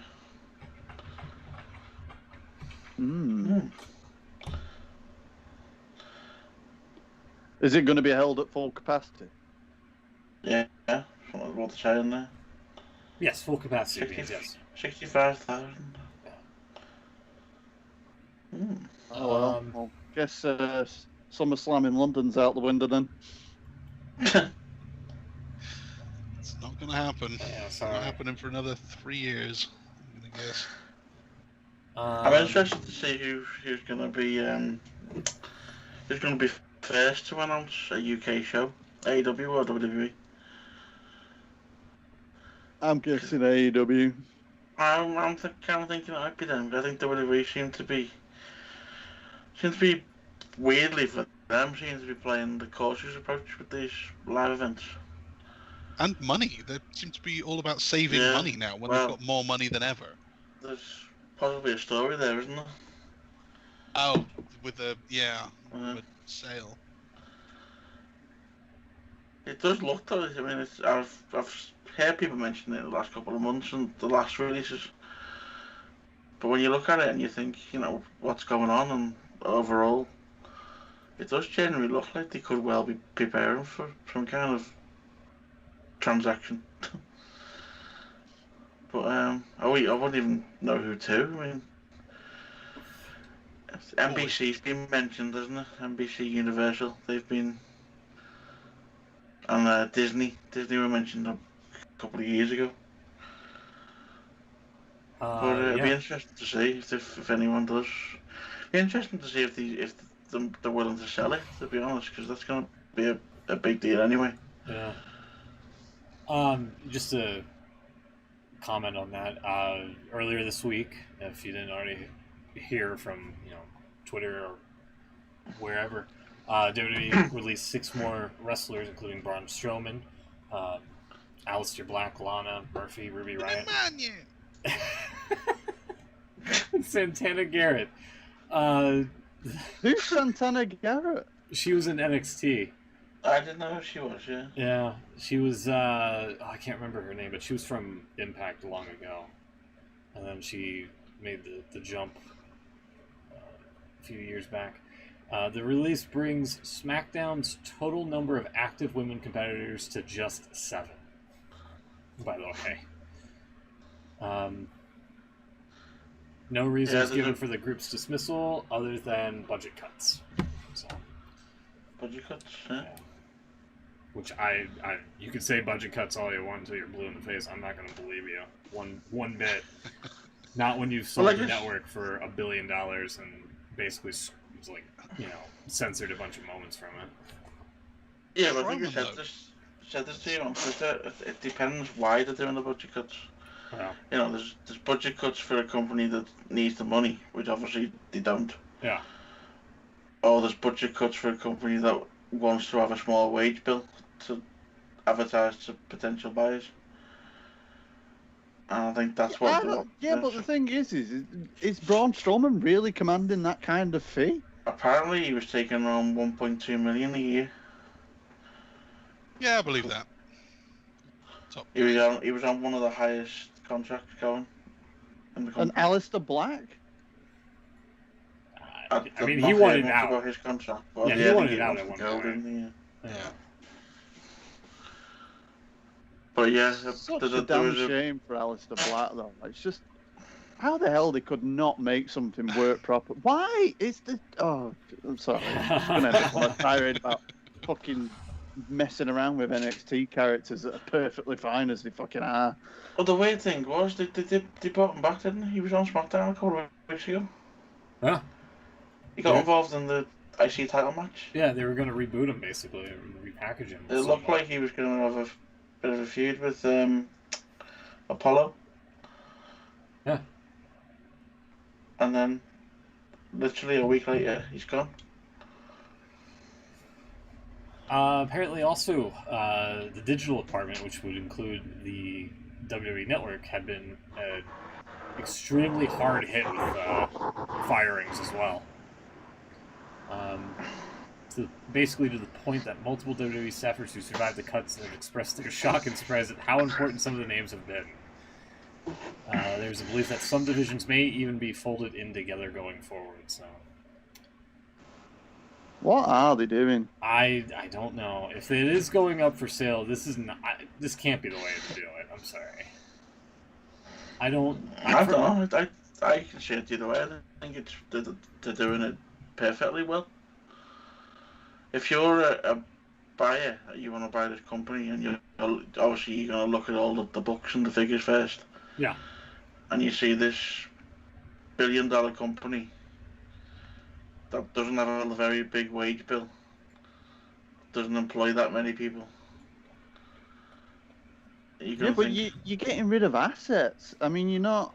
But are you though? Because you're showing that the numbers are showing. I know not everything's black and white, but for these kind of people it is, and they're just going to see numbers. The numbers, financial numbers are fine. They're brilliant if you look at it from their point of view. And they've obviously got okay, TV ratings aren't great, but they've got the fan base there. You know, you look at the everything's about social media these days. Look at how many people they've got on social media. You know, they've got millions on Twitter, millions on YouTube. And Fox paid $1 billion for SmackDown. Keep that in mind. Yeah. But the thing is everything is short term. Yeah. It's not investment for the future. It's like everything's being fucked over now for wonderful deals. That's it, yeah. The McMahons are just going to basically take the money and run, literally. Yeah. And then they're setting up for the future because they've got the money. They don't really care about what happens afterwards. Yeah. Unless maybe they sell and they keep some of them on. I don't know. Obviously, no one knows how it's going to work, but I mean, you can't say they've done a bad job, really, in terms of where the company is right now. I would. I would. But I mean, in terms of where the company is business-wise, all right, yeah, the wrestling's not great. In terms of where the company is in a business state, then you can't say that they've done a bad job. I wouldn't have sold the network off. Well, unless there's another reason. I think that's it was a bill, wasn't it? Really, at the end of the day, it was costing them money that they could pay from the $1 billion that Fox paid for their show. Yeah, but if you're selling it, you're not gonna. If your long-term goal is to sell the company, and someone's offering you $1 billion for part of that business right now, before you sell it, I don't know. I don't see them selling until Vince croaks, like I said. Then maybe they could sell it, because I don't know. I think this is the whole reason why this Nick Khan's being brought in. It is weird that he's running things and not Triple H, right? Who's Nick Khan? He's the chief executive or whatever he is. Yeah. Chairman, president, whatever he is. Vince is the chairman. What's Triple H then? CEO? COO, is it? The coup. He's just and this is what I think he's even weirder, I should say. I read a story the last couple of weeks that he's just been elected to the board. Sorry, I don't know that.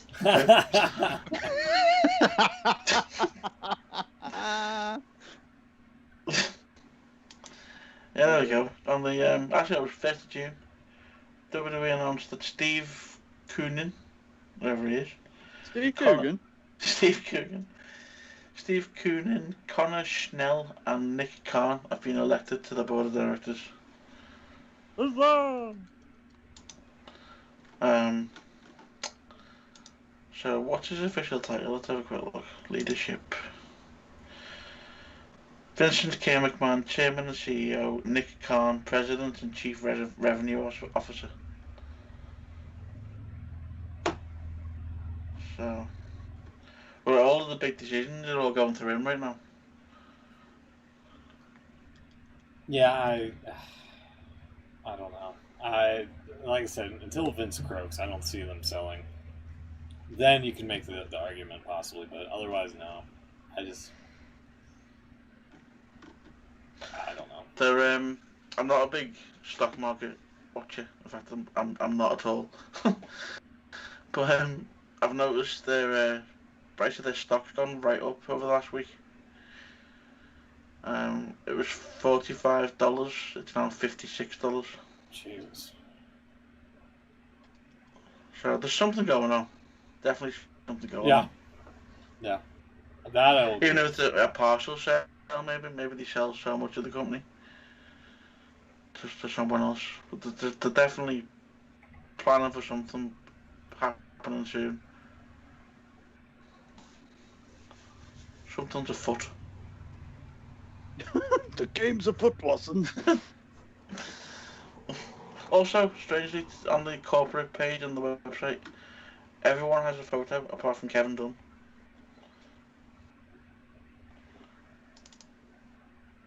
Yeah. That's because Kevin Dunn's produced that page and he don't like his photo.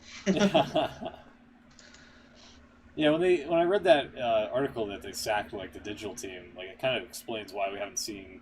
Yeah, see, this was written by the SummerSlam announcement was written by the WWE.com staff.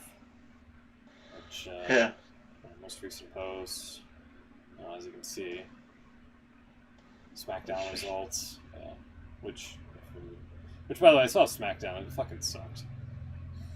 Sorry, but I'm wondering if the Tony Dawson icon guy and Michael Burdick finally got the axe down on him. Yeah. One would assume so. Yeah, the only thing that was decent was Bianca's announcement and being interrupted by Bayley, who tapped into that Alexa Bliss magic over here. Yeah. That was great. But aside from that, some of it was just a repeat. So, sorry, didn't mean to interrupt. Anything else? Well, speaking of releases, apparently they've also hired a few people as well. Throw the money about. Well, yeah.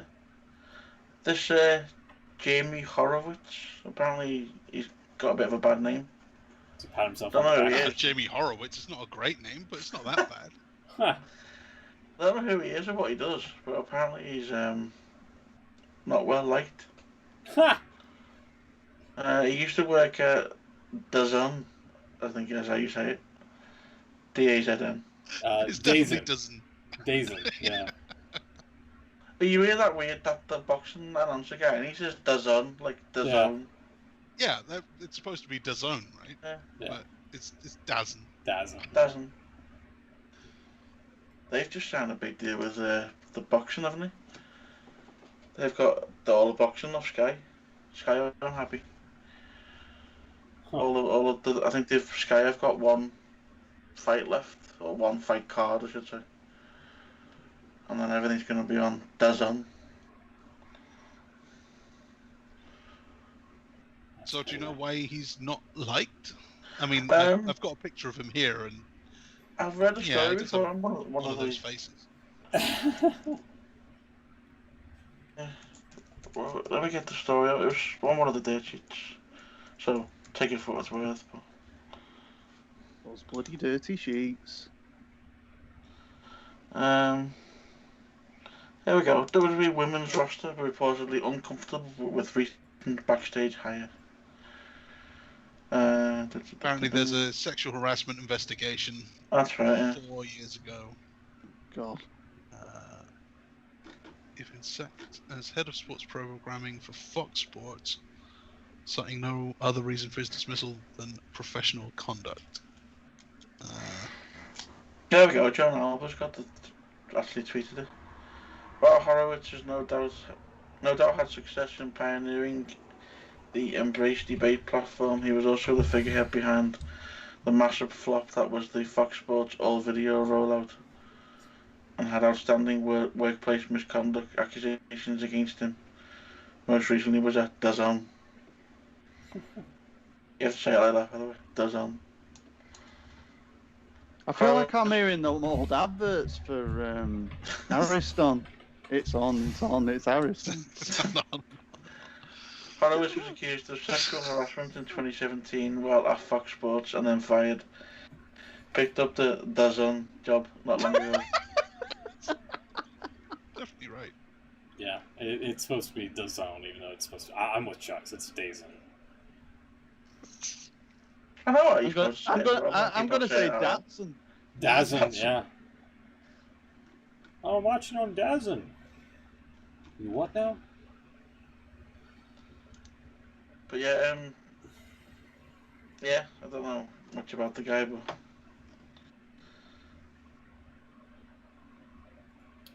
it's one unexplained thing we've not actually mentioned at all. I don't think in the last couple of weeks. Keith Lee. Yeah, he's like missing. Yeah, apparently he keeps threatening to explain what's going on Twitter, and then doesn't. Yeah. So, how am I supposed to bask in his glory when he won't talk? Yeah. He tweeted on the 24th of May saying, "To the people offering uplifting words, know that I appreciate you greatly and worry not. When I say I am limitless, I mean it. I will find a way to explain everything in the most efficient way possible. Give me just a little more time." And then on the 4th of June, he said, "I wanted to do something educational but also inspiring to tell you guys everything since late January. Seems that is off the table for now. So with that, I will find another way to tell you guys about what's happening, about everything that's happening." Like, just say it, might man. Be well, yeah, it might be a simple video of me chatting with you. We'll see. So just whatever it's going to be, just do it then. Yeah. Do it, yeah. Like what? What the fuck? If you're injured or something, people will understand. If it's something else, spill the beans. I think he's gotta be ill. Leave me out of it. I think he has to have been ill for him to be out this long and no real explanation. I don't know. Aleister Black was out for however long, and he was fine. They just didn't like his wife. He was just stuck. Wow. Wow. Wow. I was just going to say he was stuck in that cupboard, but He wasn't stuck in the cupboard. I He put want himself in someone the to knock cupboard. on my door. Yeah, he wanted someone to pick a fight with him. That's it. That was his thing. How long before he turns just up in left. another promotion and he ends up taking the piss out of himself for them promos? So there's the next Stadium Stampede, someone gets thrown into a wall and it's just a cupboard and he's just sat in there with a candle or whatever. Yes. It's my dark He'd room. be sat with Wow. Conan in the cupboard on the next one. Yeah. That'd be his introduction. At last, someone's come to pick a fight with him.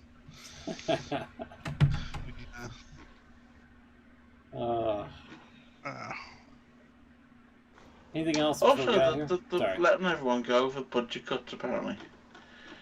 I know he hasn't been seen for a while, and apparently the talk he's coming back. Surely Brock Lesnar's going to be top of that list. He I must thought be he'd already gone. Apparently he has gone, but there's been talk he's going to come back for SummerSlam. So, What do you do with him now? Lashley, maybe, I guess. But Well, I still think it's they're got the to be same guy. Reigns, hasn't it? I mean, you got the Paul Heyman factor. Oh, do you think Reigns again? do you think Cena's going to be the guy for Reigns? No, he's because gonna they're show all- up on Dynamite. Come on. Ah, They're You all said- about pushing you that said- new talent. You said that with a little bit less conviction than you normally do, first, mate. Yeah. Yeah, I mean, I'm trying to manifest him on the show. Maybe I actually have to cut my nose off to spite my face. Sheamus did that on Raw. Yeah, Not he's sure been how that phrase is used. he's been getting busted open a lot. And he keeps going after Humberto for some reason as well. Did you see the photos of him in Nashville? Let me see if I can pull it up here. Humberto did a decent bloody job on him. Yeah. I mean, the guy like Sheamus, you think he said himself, you know, it happens pretty much all the time. Yeah. Good Wow. Lord. Yeah. Loads of people thought that he was saying about not getting vaccinated instead of not vacating the title because they can't read. God.